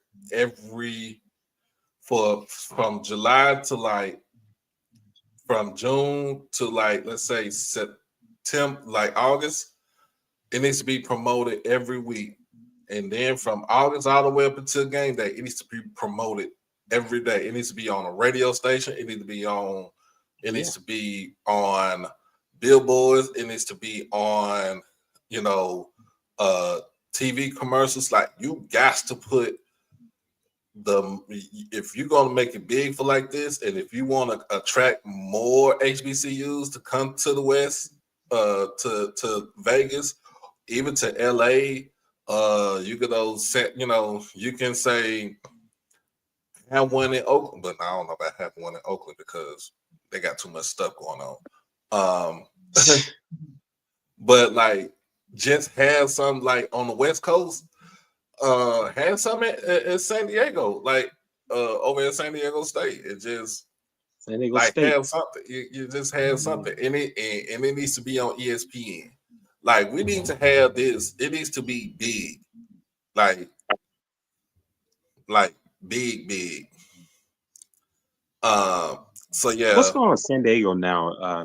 I know that you don't have that stadium anymore. What do they just use it? San Diego State has its own stadium now. Yeah, they built the new stadium on top of where Jack Murphy is. I gotta live in. Okay. So pre-sale tickets and fan experience travel packages will go on sale on March 3rd, and the public sale on March 7th. Okay. Now it's about 5 or 6 Heisman Trophy winners came out of San Diego now. Right. Marcus Allen, Reggie Bush, and Rashad Salam. Yeah, Bill Walton was from there. What that golfer was named? That's a quiet sports city. Is that San Diego, California, man? Mm-hmm. There's a lot of athletes out there, bro. Oh yeah, San Diego. Yeah. San Diego don't turn out a lot of what the boy used to Phil Nicholson. Phil Nicholson, right? Yeah. I think he's from San Diego. That's my brother was stationed when he's in the Navy. Yeah, right. That's right. Big Navy. Yeah, remember it. San Diego is big naval station. Yeah, that was Bill Walton's hometown. Yeah, my older brother. Yeah, Bill Walton's from San Diego. Yeah, he was from San Diego. So it's a beautiful city, that's a great too, recruiting ground for HBCUs. Yeah, Marcus Allen them school was called Lincoln. Yeah, I think it's called Lincoln. Yeah, Marcus Allen. the brother named Damon Allen. Damon, Marcus and Damon was at Lincoln. Cliff Livingston was from San Diego. Yeah. Alex Smith and Reggie Bush. Alex Smith. Helix. That's right. Yeah, that's right. You remember Dokey Williams and Dokey Williams played the Raiders. Yeah, Tucson Tyler. Yeah, they was from San Diego. San Diego's a sneaky sports town, man. Yeah, that's why I said it'd be great to have a HBCU come out of there, baby. Game there. Yeah. Yeah, get one, and you could get one in Glendale, Russell Arizona. You played at San Diego State. Yeah, you get one like to promote the HBCUs, like to promote it out west. Have one in Seattle too. You never know what's up in Seattle. Grambling and Washington State played at Seattle back in 2005. They sure did. Yeah, I remember that. Yeah. Have some up Grambling there. And Washington State played. Yeah. Because if you ain't never been to Seattle, man, y'all just don't know what y'all missing up that way. Yeah, Grambling and Washington State played at the Seahawks Stadium in 2005. Yeah. Like for real, just have something up there. Like not with no Power 5. Not with no Power 5. It just need to be the two schools, two HBCUs. That's what I'm liking about this thing with Grambling and not no Power 5s. It's two HBCUs on Classic Center and Las Vegas, man. That's right on time. And students, you attract students, and like I future said, students. and like I said, you get all this needs to be promoted, and also not just in Vegas, it needs to be promoted in Northeast Louisiana, in Grambling. It needs to be promoted over in Shreveport. It needs to be promoted in Jackson. The alumni in Shreveport, the alumni in Dallas needs to see this because they have strong alumni. And by the way, y'all, I'm so happy that FAMU gone back to that Orange Blossom Classic. Because my thing was, how you gonna be the Orange Blossom Classic and FAMU wasn't in it? Are they going back to Miami? Yeah, they got Howard. They're gonna play Howard in the Orange Blossom Classic. Okay, That's great. I attended the one in 2021. I flew there to when FAMU and Jackson State played. And you know who the first one was coaching? That 2021. That's when Deion Sanders and Willie Simmons. That was a 7-6. Oh yeah, that was the first. Oh yeah, that was the first. I was in attendance at that game in the rainstorm. Yeah, that was the first. Yeah, rainstorm. Yeah, it rained at the beginning of the game. Man, I had to go into the concourse quickly, and then I went back I went back to watch the game. Man, I was drenched. Oh yeah. Man, like Troy said that the OVC council had to find out for real. Yeah. Jay, Mr. Ford, Jay said, "You excited about FAMU?" Yeah, man. I was so happy when I heard they was gonna go back to the Orange Blossom Classic. How they should be there. I was like, man, how you gonna be the Orange Blossom Classic and FAM not in it? Yeah, that's where it started with Florida A&M, but back in the 30s. Yeah, in the 30s. Yeah, sure did. Yeah. One of the presidents started it. What's his yeah, name? Robert Lee. I think it was Robert E. Lee or Robert Lee or something. Or something. Oh, okay. Yeah, it was Lee, I think. Because it goes back to the 30s. Yeah, it goes. That's their thing. It's kind of like the Bayou Classic having the other opponent. And this the Bayou Classic was born off of watching the Orange Blossom Classic. Yeah. Eddie Robinson had always envied the Orange Blossom Classic, and then he took the idea of starting that Bayou Classic. Bayou Classic.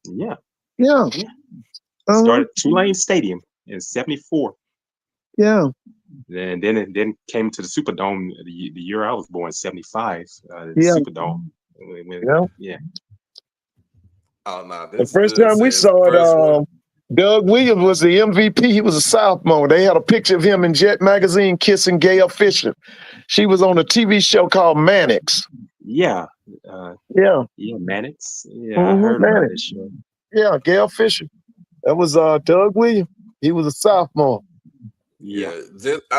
My whole thing is just pushing the game and just pushing the pageantry and the just everything that's known about HBCUs and stuff like that. Some people are like, well, it's not power. You're not playing a Power 5 team and nothing like that. Eddie Robinson said this. We listened to him on what was that? Wednesday. It was Wednesday. He was like, I'm not putting the team in a situation playing a Power 5 school where, for one, we get hurt, and then two, it's just a one and done. That's it.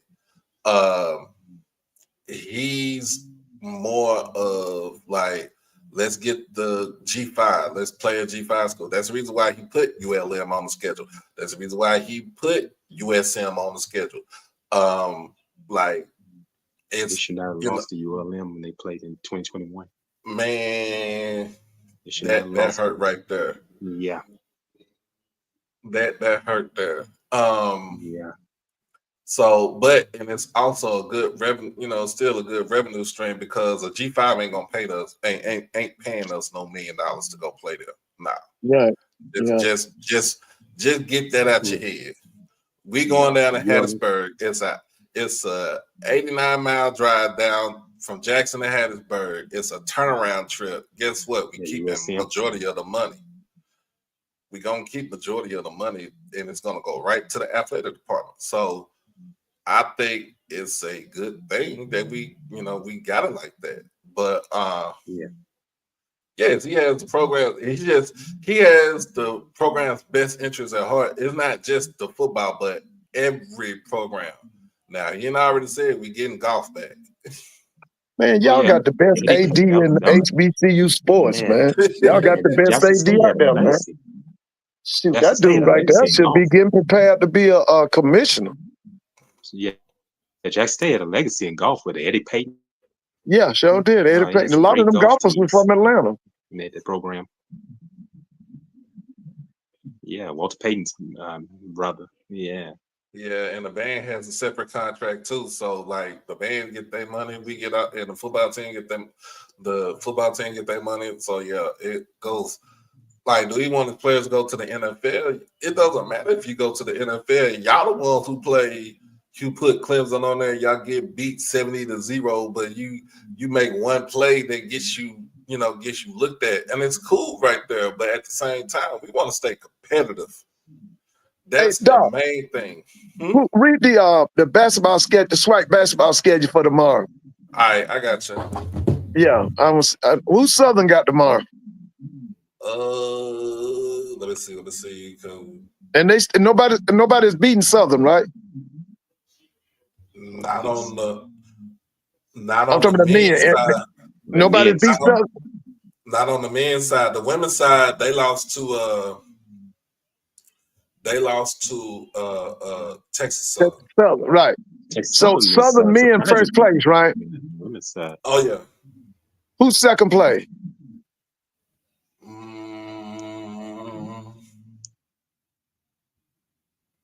I don't know. Let me see. I'm pulling it up right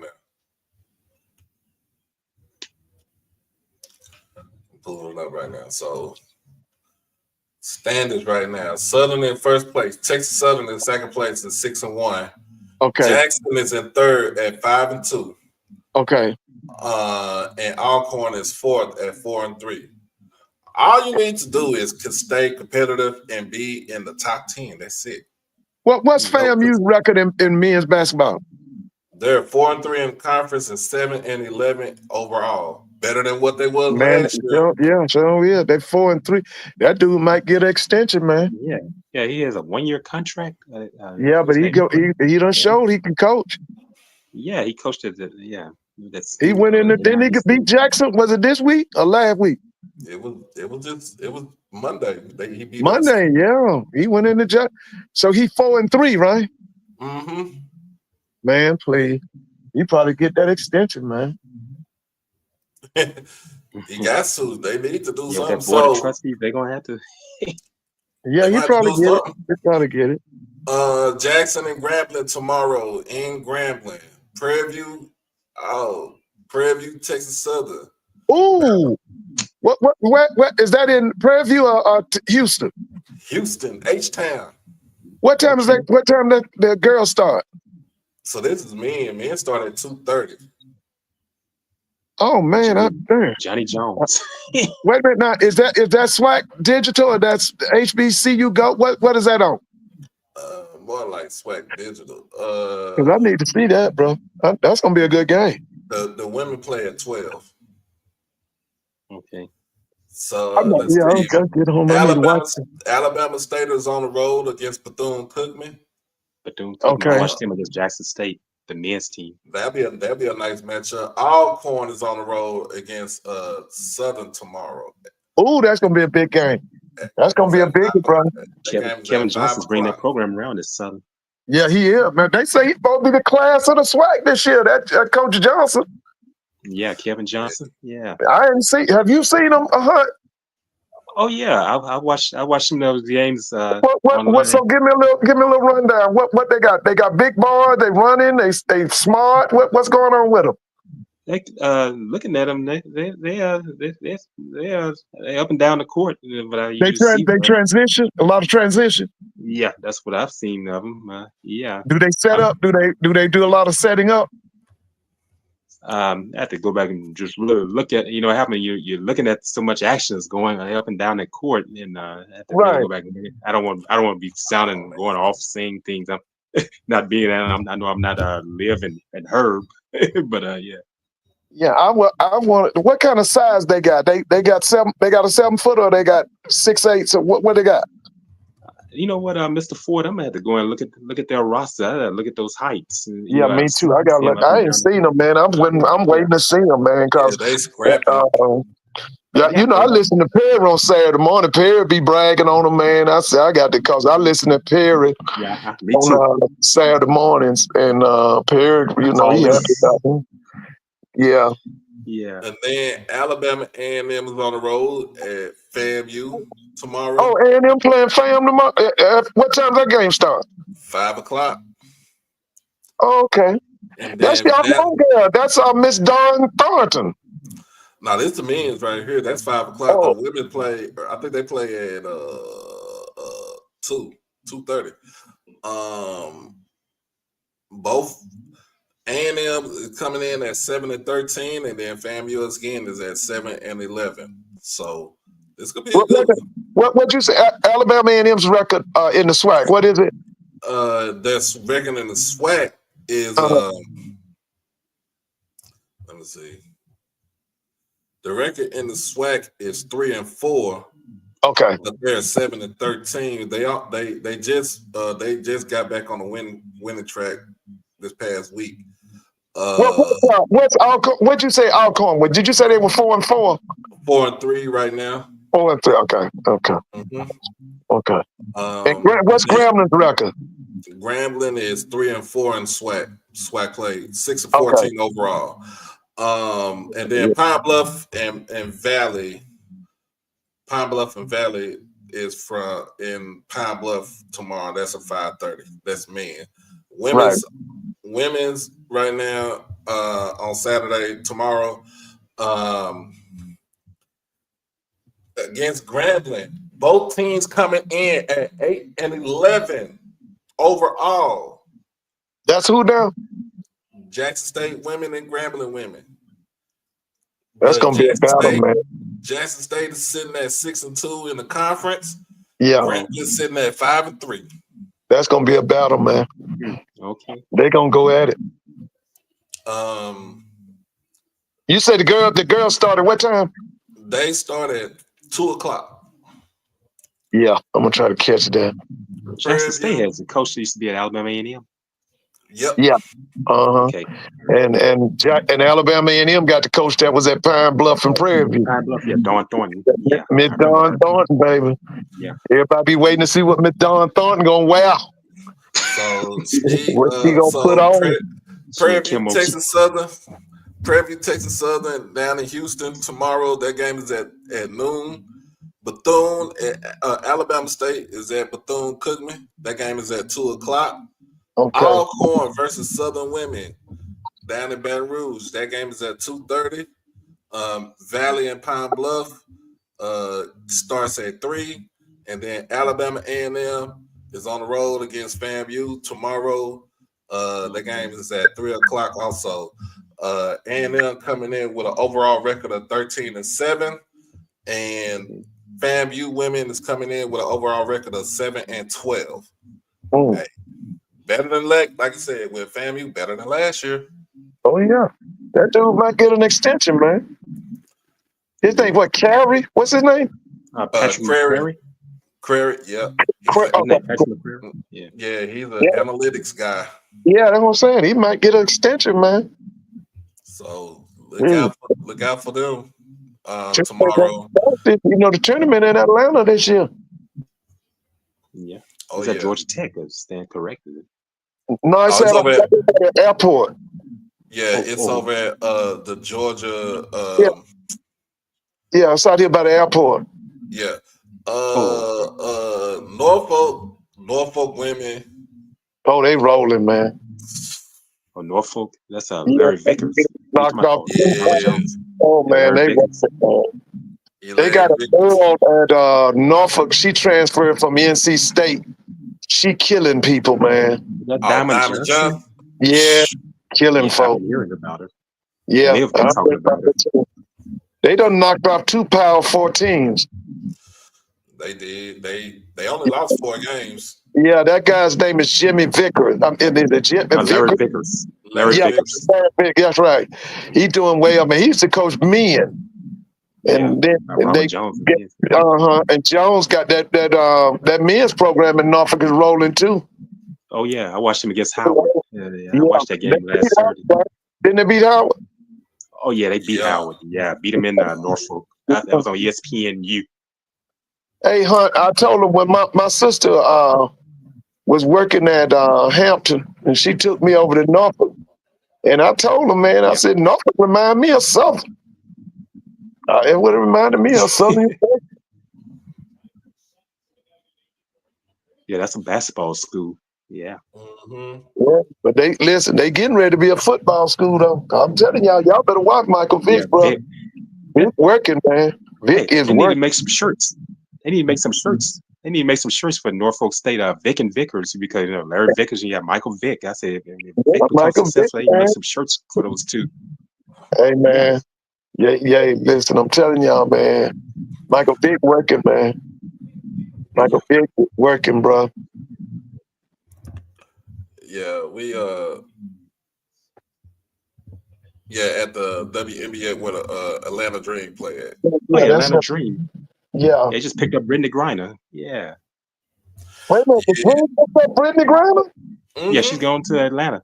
I didn't know who did that happen. When was the last time I was on live by myself? That live you did, I brought it up. With my collaboration, that was Tuesday. Yeah, I know they made those trades. Because there was one there in Dallas. She was traded to Satu Sabali. Where's she going? Where's she going? She hasn't been traded yet, but she wants Notre Dame. Okay. That's not from Notre Dame, was it? No. Enrique is still in Dallas. Dallas, right? Okay. Gumbawali. Yeah. That girl is the truth, bro. Oh, she's Dallas. She's the truth. I was thinking Satu just needs to stay in Dallas because it could be Satu, Enrique, and Paige Beckers. Paige Beckers. Oh yeah. Cause we got the number one draft pick in the WNBA. Oh, you put in that Juju girl? Juju Watkins. Juju come out next year, I think. Oh, okay. Okay. That Juju is the truth, boy. Yeah. Let's see. We just got news. The Mercury getting Satu Sabali from the Wings in a 3-team trade. So Satu says she's going to Phoenix. The Wings will receive point guard Ty Harris and forward Kiki Harrigan from Phoenix, as well as Melissa Smith, who was selected second overall in 2022, and the number 8 pick in this year's draft from the Indiana Fever. Indiana will acquire guard Sophie Cunningham and the number 19 pick this year from Phoenix, which will also receive center Kalani Brown and point guard Sevgi Uzan from Dallas. Sabali could only leave Dallas only via a trade because the club designated her as its core player. So basically, it's like a franchise. We franchise tagged her. Yeah. Well, listen, y'all heard that they couldn't start a team in Nashville in the memory of Pat Summitt, right? Did y'all hear that? Yeah, you put it up. They get the investors. One of the investors is Peyton Manning. The other one is Candace Parker. Oh no! And the guy they're going to start put in the new WNBA team in Nashville. It should come up. Okay. It's going to be named after. They're going to be called the Summits. The Summits. Oh, named after Pat Summitt. They're starting the team after Pat Summitt. Okay. Patricia Head Summit. I remember her. I remember she won that first national championship in '87. They beat Louisiana Tech for the national championship. Teresa Wilson. Then Tech won the next year in '88. Wasn't it Leon Barrymore?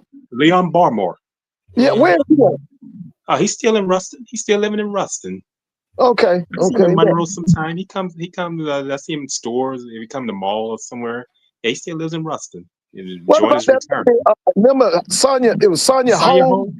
Yeah, she lives down in Alexandria, Louisiana. Yeah, Sonya Holt.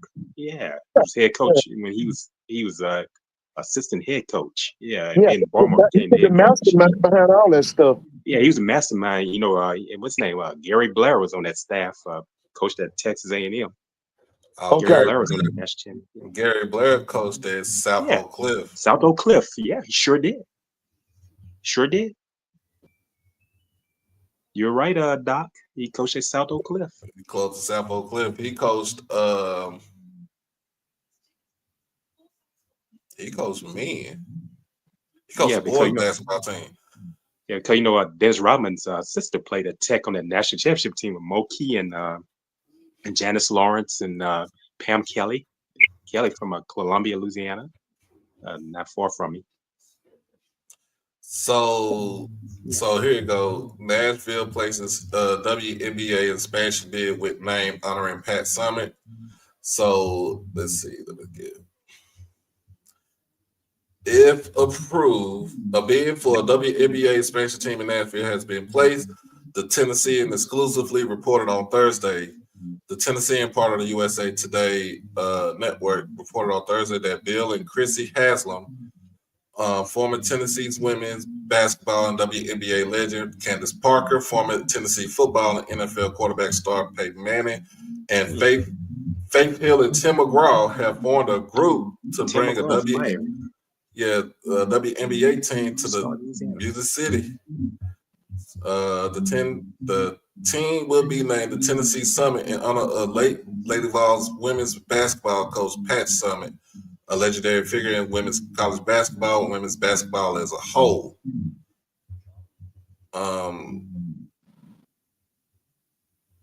Oh yeah, FAMU's women's head coach was on that first national championship team. Bridget Gordon, I remember her. Yeah, and when Shalon Pillow was on that team too. I remember. I know Gordon was. I remember Bridget Gordon. I remember I watched her play in that national championship and they beat Tech. Pillows. I had to think about those eras. Dang, Mr. Edwin, you said for all you non-Dallas sites, South Oak Cliff is Dallas. Oh man, that's funny. That's funny.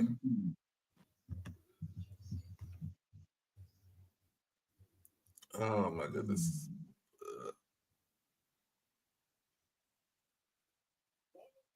So if they get approved, they won't be able to compete till 2028.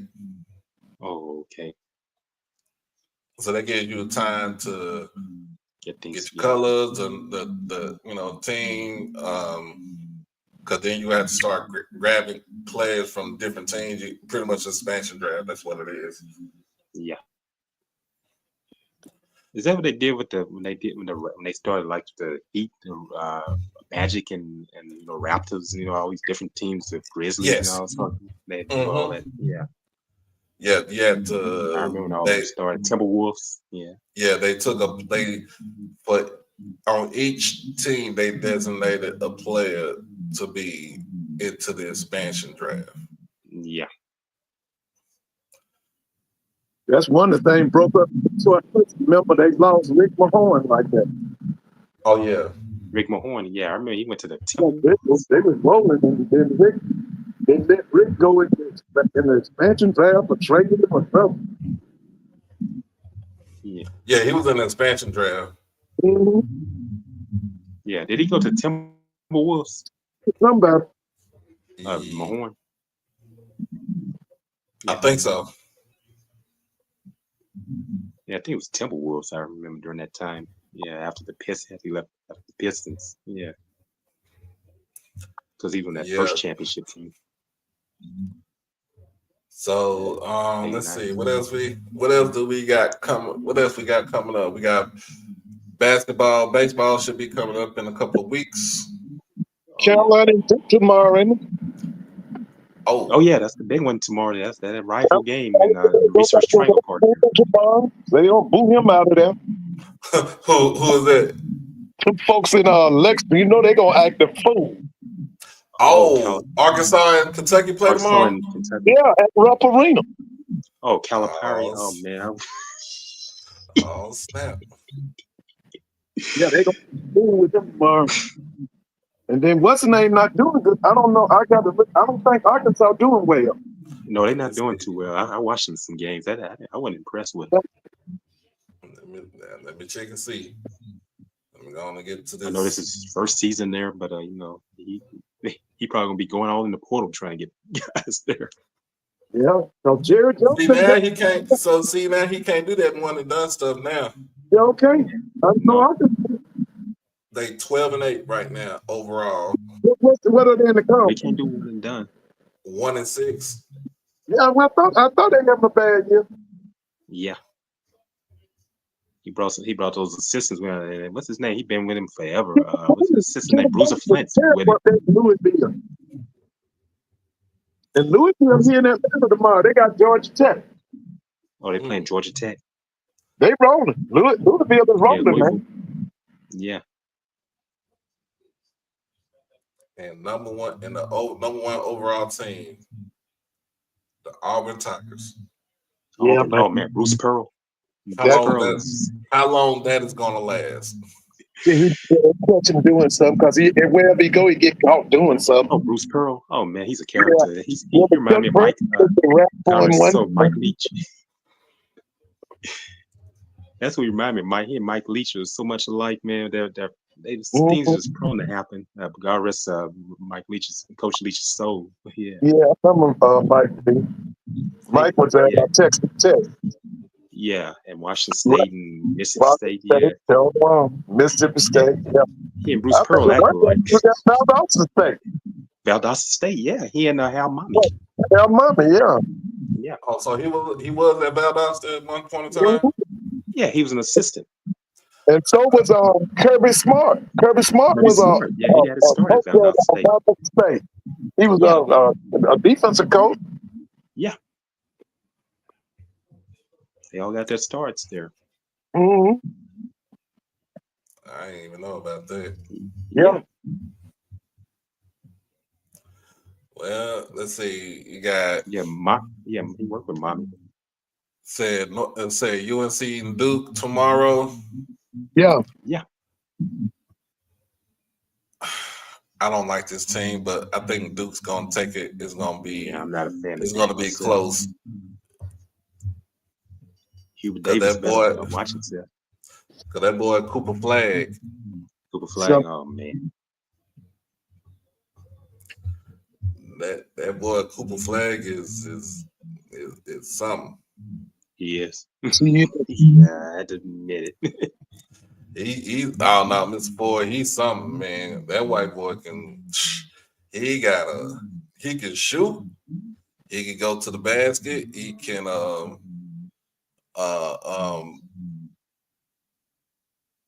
defense. He's not good on defense, on ball defense, but he's good on help side defense. Oh, he is. Yeah, I think it's lost its luster, man. Once Coach K left and once Roy Williams retired, I think it was over. I think the rivalry is over with like that. It's still big because it's still, just because the names. The names, and then of course it's on ESPN. It's not even no afternoon. It is a prime time game. Yeah, they 5 miles from each other, if I stand corrected. Mm-hmm. Yeah.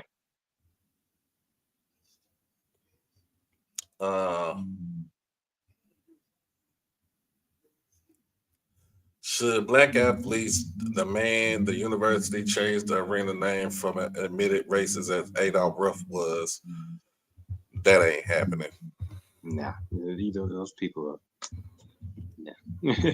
It's kind of like Texas. They could change Royal Stadium. Name of Darrell Royal. DKR.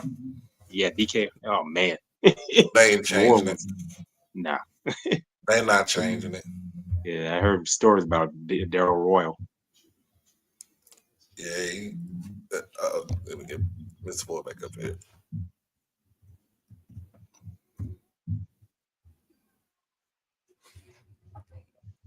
Yeah, make him integrate because Oklahoma was beating up on him.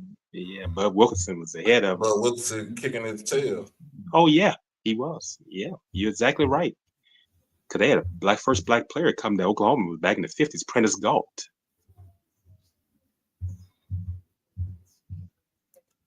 He was kicking his butt. Oh yeah, yeah. Those black players, yeah, like I said, he had them there. Greg Pruitt in the 60s, yeah. He was really mad when he got mad when Billy Sims. Billy Sims. Yeah, but by the time Billy Sims got he got the Oklahoma shoot. Darren Rowe was already gone. I think he was already gone. He recruited Earl Campbell. Yep. What they call him, Bullet Head or something head, Fred Akel. Yeah, Fred had Earl Campbell. What happened? I think Royal recruited Earl. I think he came in under Royal's on his way out. Fred Royals had a boy named Roosevelt Leaks. Remember Roosevelt Leaks? I heard the stories about Roosevelt Leaks. Mm-hmm. He had to. I think with the way the landscape had changed, Royal had to come off his hide and start recruiting black players. It was coming. Yeah. That's what Doc and I was just talking about. How Oklahoma was just whipping up on him. Yeah, man. Yeah. It was Oklahoma and Nebraska. Nebraska's coach was named Bob Devaney. Bob Devaney. That's the coach, Johnny Bob Rogers. Devaney. Yeah, Johnny Rogers, Rich Glover, Walt Pachowski, all them. Yeah, nobody could do nothing with them. That's right. Tom was his offense coordinator. Yeah. Yeah. Mm-hmm. But yeah, so tomorrow starts Black History Month. I don't care what nobody says in the damn government because they dumb as hell anyway. They want to go back to they want to whitewash everything out. Yeah. And not include us up in our own stuff. That's all right though. My whole thing is we still gonna celebrate. Yep. Our month. Carter Woodson started it in it was that Black History Week. Carter Woodson. Negro History Week. Yeah, Negro History. It was originally called Negro History Week. Yeah. 1920. Yeah. Yeah. They made it Black History Month, I think, in '76, somewhere around there, about 1976. The year after I was born. Okay. Yeah. So the first time I did it, it was in elementary school. It was called Negro History Week. Okay. That was in the was that 60s or 70s? That was 69 or 70. We did it at my elementary school, but it was Negro History Week. Yeah. it was said Barry Switzer didn't care about no race.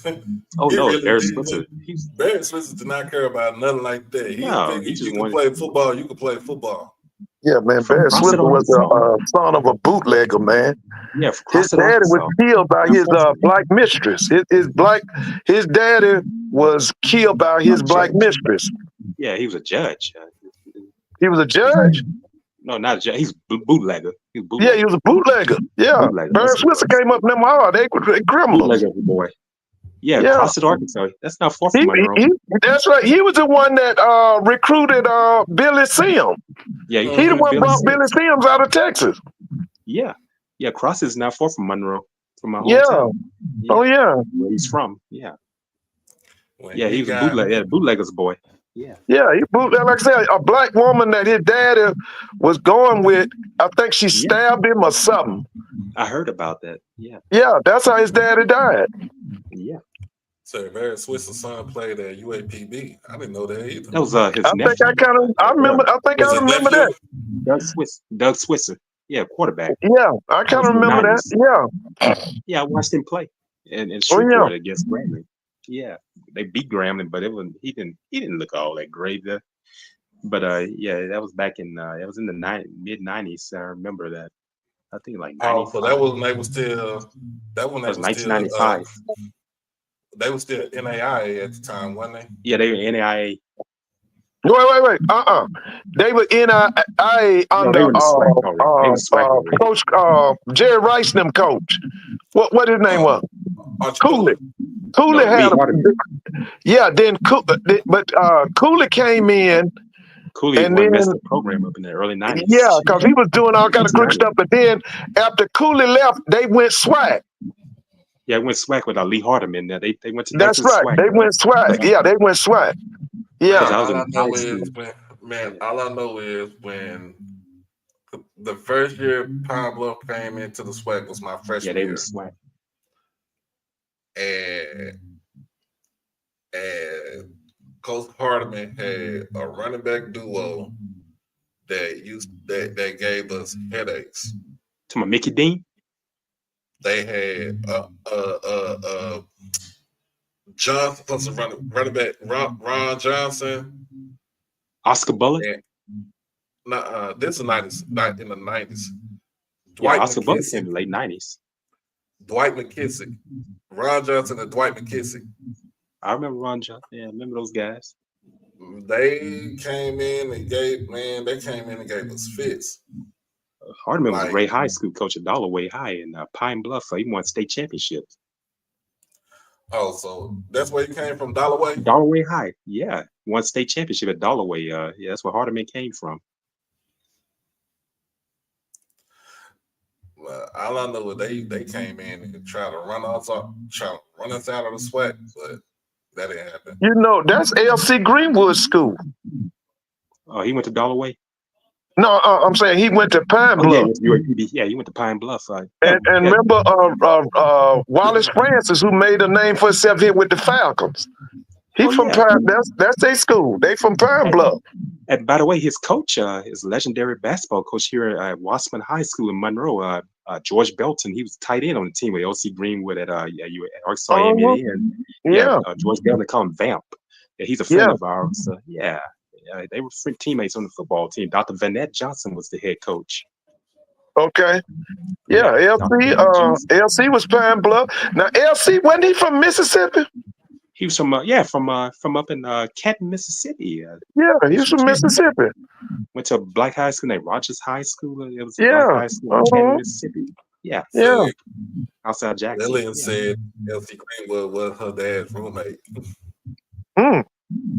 Okay. Yeah, L.C. Greenwood.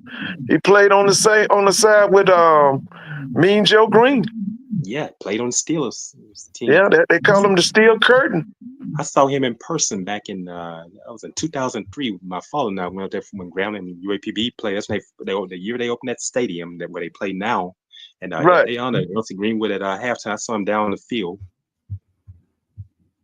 Yeah. He was a bad boy. Now he in the Hall of Fame? No, he's not in. He was on the ballot, That's but ridiculous. he never did get in. And That's I always had to ridiculous. wait until they passed for them to get in. Later, That is ridiculous, man. L.C. Greenwood is not in the NFL Hall of Fame. He's not in the Hall of Fame. They kind of did like like in baseball with Dick Allen.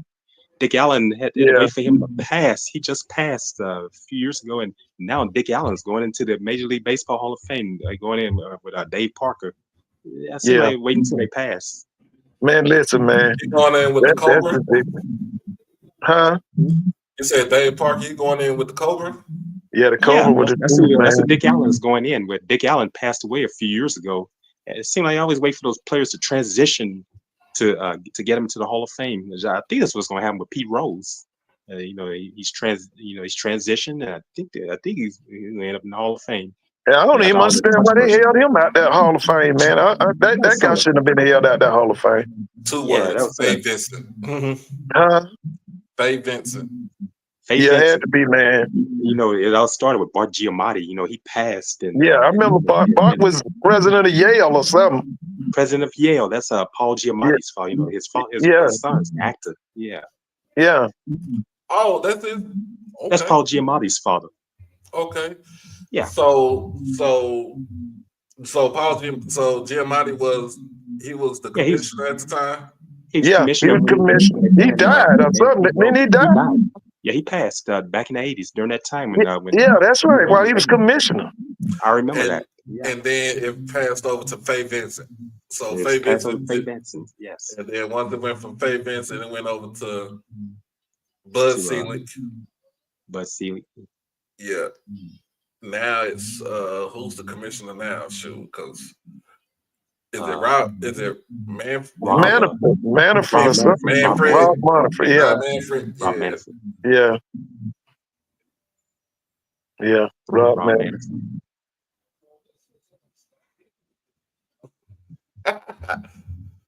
You need to get That's funny. You need to get coach if you know baseball, get Roger Cador on the legendary Southern coach. Coach Cador, Yeah, Coach Cador. He'll talk that one. He'll give you a lot. Because I think he's still in tune with Major League Baseball. I think he works around with Major League Baseball. And he does the SWAC tournament. He does the SWAC baseball tournament. It'd be great to get him on your show. How old is Coach Cador? He's in his 70s. Oh, man, He's in his early 70s. He coached about 30, 40 years. Yeah, he coached a long time. I mean, they went to the 87. They went in the 87 playoffs and they beat Cal State Fullerton, upset them in 87. Yeah, he had some boys on there from Atlanta too. So, all right, let me see. This is the thing we got.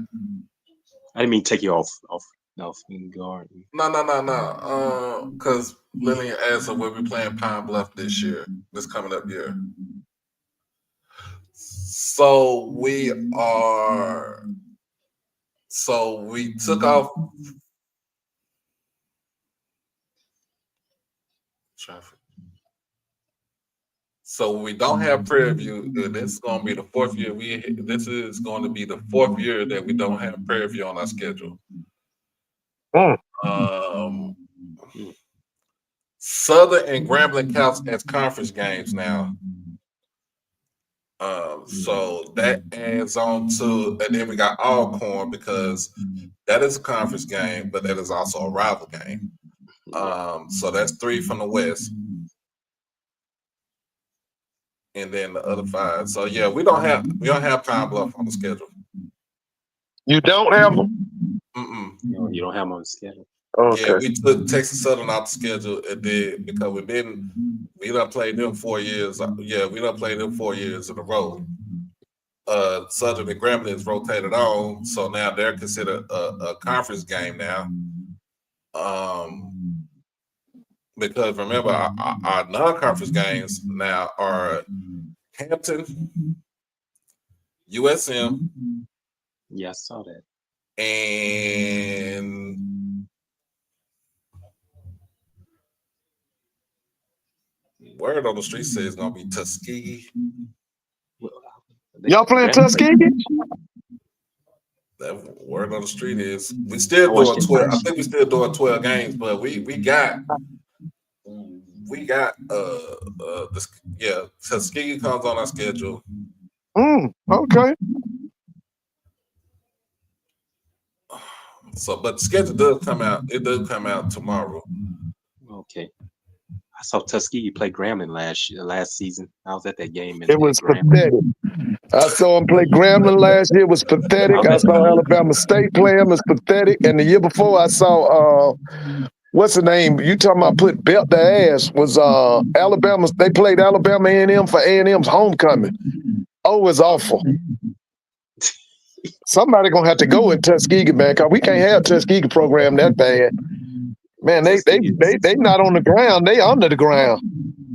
Yeah, that's what Charles P. Oh man, that's Charles P. Adams. Yeah, what's the Jr. William Wiley. What's the guy's name? That's the head coach. Ruffin is the AD. Yeah, Coach Ruffin is the Eric James. Hey man, somebody gonna have to go if they don't do no better this year, cause we can't have Tuskegee. Yeah. Man, Tuskegee always had a good. I remember Tuskegee on the Comagy, Willis Slater. They had a good program, championship type program. Man, they pitiful now. Them guys from Monroe that played with Tuskegee. Them guys from my hometown. Tuskegee was tough, man. Monroe, in the '90s and 2000s. Yeah, on the Comagy. Yeah. Yeah, Comagy's, and then it was Willis Slater. Willis Slater, yeah. Yeah, Willis Slater was a monster, boy. They said we tried to get TV as a non. He couldn't get it done at Clark Atlanta. No, but Clark wasn't gonna do nothing, man. That man ain't That's my alma mater. Man, I know you have to understand, Claude. We ain't gonna do nothing. Teddy Keaton came in there with that red, Yeah, that man. red field. I saw his staff at the Celebration Bowl, man. I did everything to get on my knees and thank them. Man, we won what?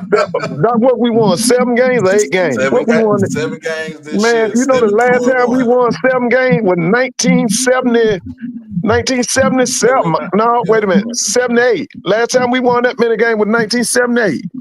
Man, I was 3 years old then. Gosh. Man, I talked to LC and his brother was out there. Johnny. Yeah, because Teddy they said he had left.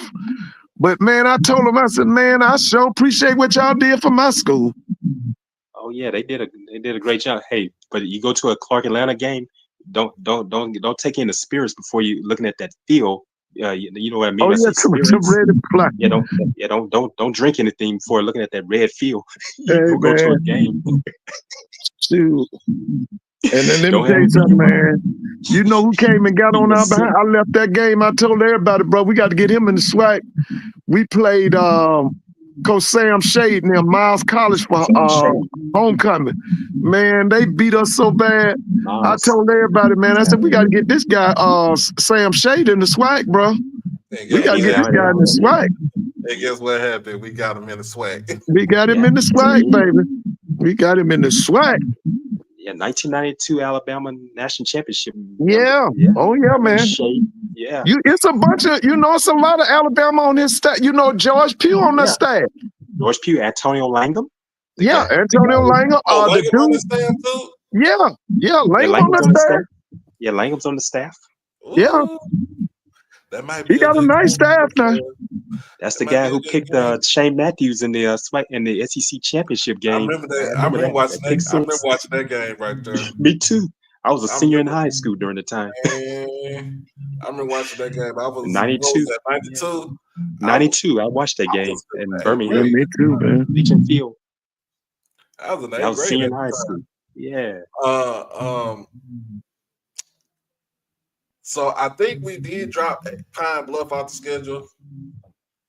They said they tried to get Prairie View as a non-conference game, but Prairie View declined.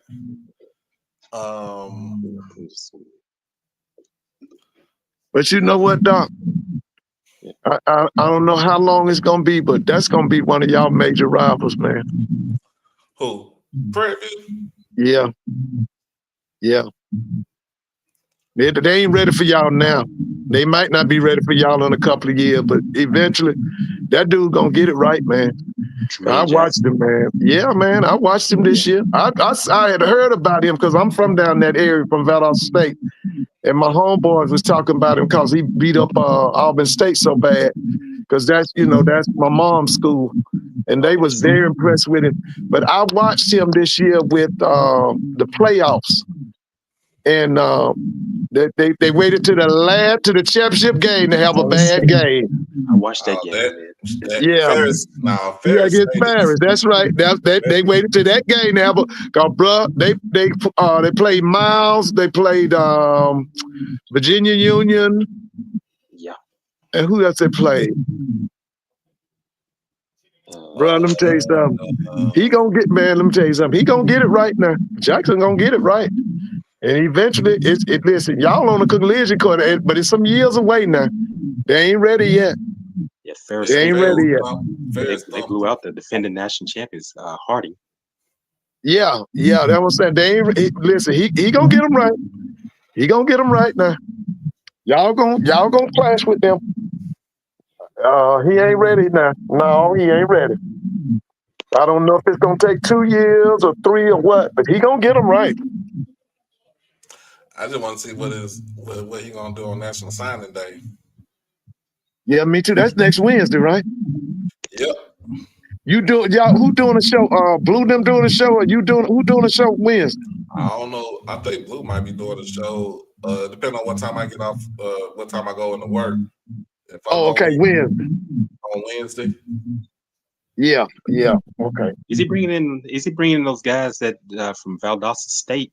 He's bringing some guys from Valdosta. Yeah, he bringing some guys, and he been pulling Dudes from out, it's you know that dude that always clap his hands and then he start talking. He did a whole thing on Prairie View. I saw it. Was it this week or last week? He bringing us some players now. Mm-hmm. He bringing us some players. Like I say now, he ain't ready to deal with y'all now. No, he's not ready to deal with Jackson State. But eventually, I'm giving him about a year or two. Y'all gonna be on a collision course. Yeah, you have to really sell, for them to come, come that far, going into that rural area of Texas to want to come. Yeah. Really sell. But you got to sell it. The only way you sell it is you're gonna say, well, we are 50 miles from Houston, but we are 50 miles. They are 50 miles from Houston, but they also are like another 45 minutes from College Station. Yeah. Oh yeah. Yeah. But I still think they're gonna take the West this year. I really do, man. I think they're gonna take the West. I think they're gonna take the West this year. We shall see. Yeah, it's gonna be Yeah, man. I'm gonna see how it's going to look with him coaching there. Yeah, man. He know what he's doing now. Yeah. He got a good staff. He brought a lot of them people from Valdosta State with him. Okay. Yeah. So my take on the Fire Bowl last night, it was a good event. It was a good amount of people that was in there. Even though they only had one side of the field of the stands that was open. Because like I said, they're doing inside renovations inside of the stadium, so that's the reason why. Okay. It was one side was where fans were sitting at. If so, everybody would have been all around. The play was good. For the East, the play was good. The West, I don't know what they was thinking about with their quarterback play. I'm gonna tell you some people that I looked at. Ja'Cory Krosky-Merritt. Oh yeah, that boy from Alabama State. Look for him to be. I don't know what day he'll be drafted on, but look for him to get drafted by somebody's team. And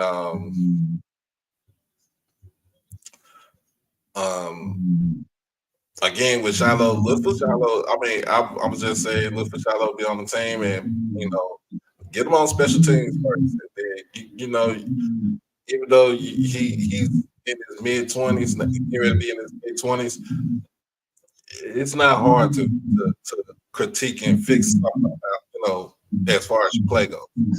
So right. So don't sleep on Shiloh. Shador was there. Like I said, he's not blamed out. He was doing his NFL Network roundabout. Let me ask you a question, Doc. Let me ask you this question. How well do you think Shador will acclimate to the fact that his dad ain't gonna be with him and his dad ain't gonna be no more daddy ball? How do you think that's gonna go for Shador? I was thinking the same thing, Mr. Ford. Raise that question. I think he wants to be successful. He's gonna have to listen to somebody else. I mean, you can still get some advice, but at the same time, you about to get paid big money now. This ain't no NIL deal that you're getting now. This about to be NFL contract money right here. So, and whoever your coach is, you gotta listen to him. I mean, they weren't put in that position for for nothing. I mean, you're gonna call it day to see what you can, see like just everyday stuff, but other than that, like it just got to take coaching. If you can take coaching or somebody else other than his dad, he'll be successful. Same thing with Travis. Yeah, because Travis on, You know, they that close, but I think with Travis is gonna be on another level. Oh yeah, that young man is something else. Yes, he is. But yeah, I'm about to get on out of here, man, because I think I gotta be at work in the morning time. Yeah, I know you need to get some rest for work. I'm off. You know, I've done my week of work. Hey, Doc, I enjoyed it, man. Bro Hunt, enjoyed y'all, man. Enjoy Everybody you else, too. y'all have a good night. Hopefully I hear from I'll be back on with Mr. Mona and them, and she come on tomorrow. I'm gonna watch me some SWAC basketball. Well, I'm gonna do. You said Texas Southern and Prairie View. Prairie View. What do you say? 12? Women at 12, men at 2. And you all, Yeah, I'm gonna try to watch that. week as well. And then Grambling and Jackson. What time's that start? Grambling and Jackson, 2 o'clock and 4:30. Okay, because like I said, I want to watch that Carolina Duke, and I want to watch some of that Arkansas, Kentucky. Yeah, I want to look. I ain't got to do the whole game, but I want to look at some of that. I want to see Kentucky's women's team play. Well, that you're a guy. He's coach at Virginia Tech here. You know, it's his first season. Kenny Brooks. You can't sleep on them. You can't sleep on Kentucky. That guy's a great coach. He came James Madison. He's alumnus of James Madison. Kenny Brooks. Yeah. All right. Well, listen, everybody, don't forget, read that 27th chapter of Proverbs. 27th chapter of Proverbs. Y'all have a good night. Good night, Mr. Ford. Take care, Mr. Ford, and all right. Take care. You take care of Doc and people in the comments. You'll have a great weekend. All right, man. See you later, Chuck. All right. You all take care. All right. Yes. It was a good day. Fucking Freestyle Friday. That's what we gonna do. That's how we gonna do it. Other than that, I'll be at work tomorrow. I'll probably come on. I'm gonna see if I can jump on with Ken tomorrow. Do the schedule reveal at 7. That'll be good right there. And other than that, man, y'all be blessed. Y'all stay safe. Hug your loved ones. And remember, y'all be easy, man. Be easy.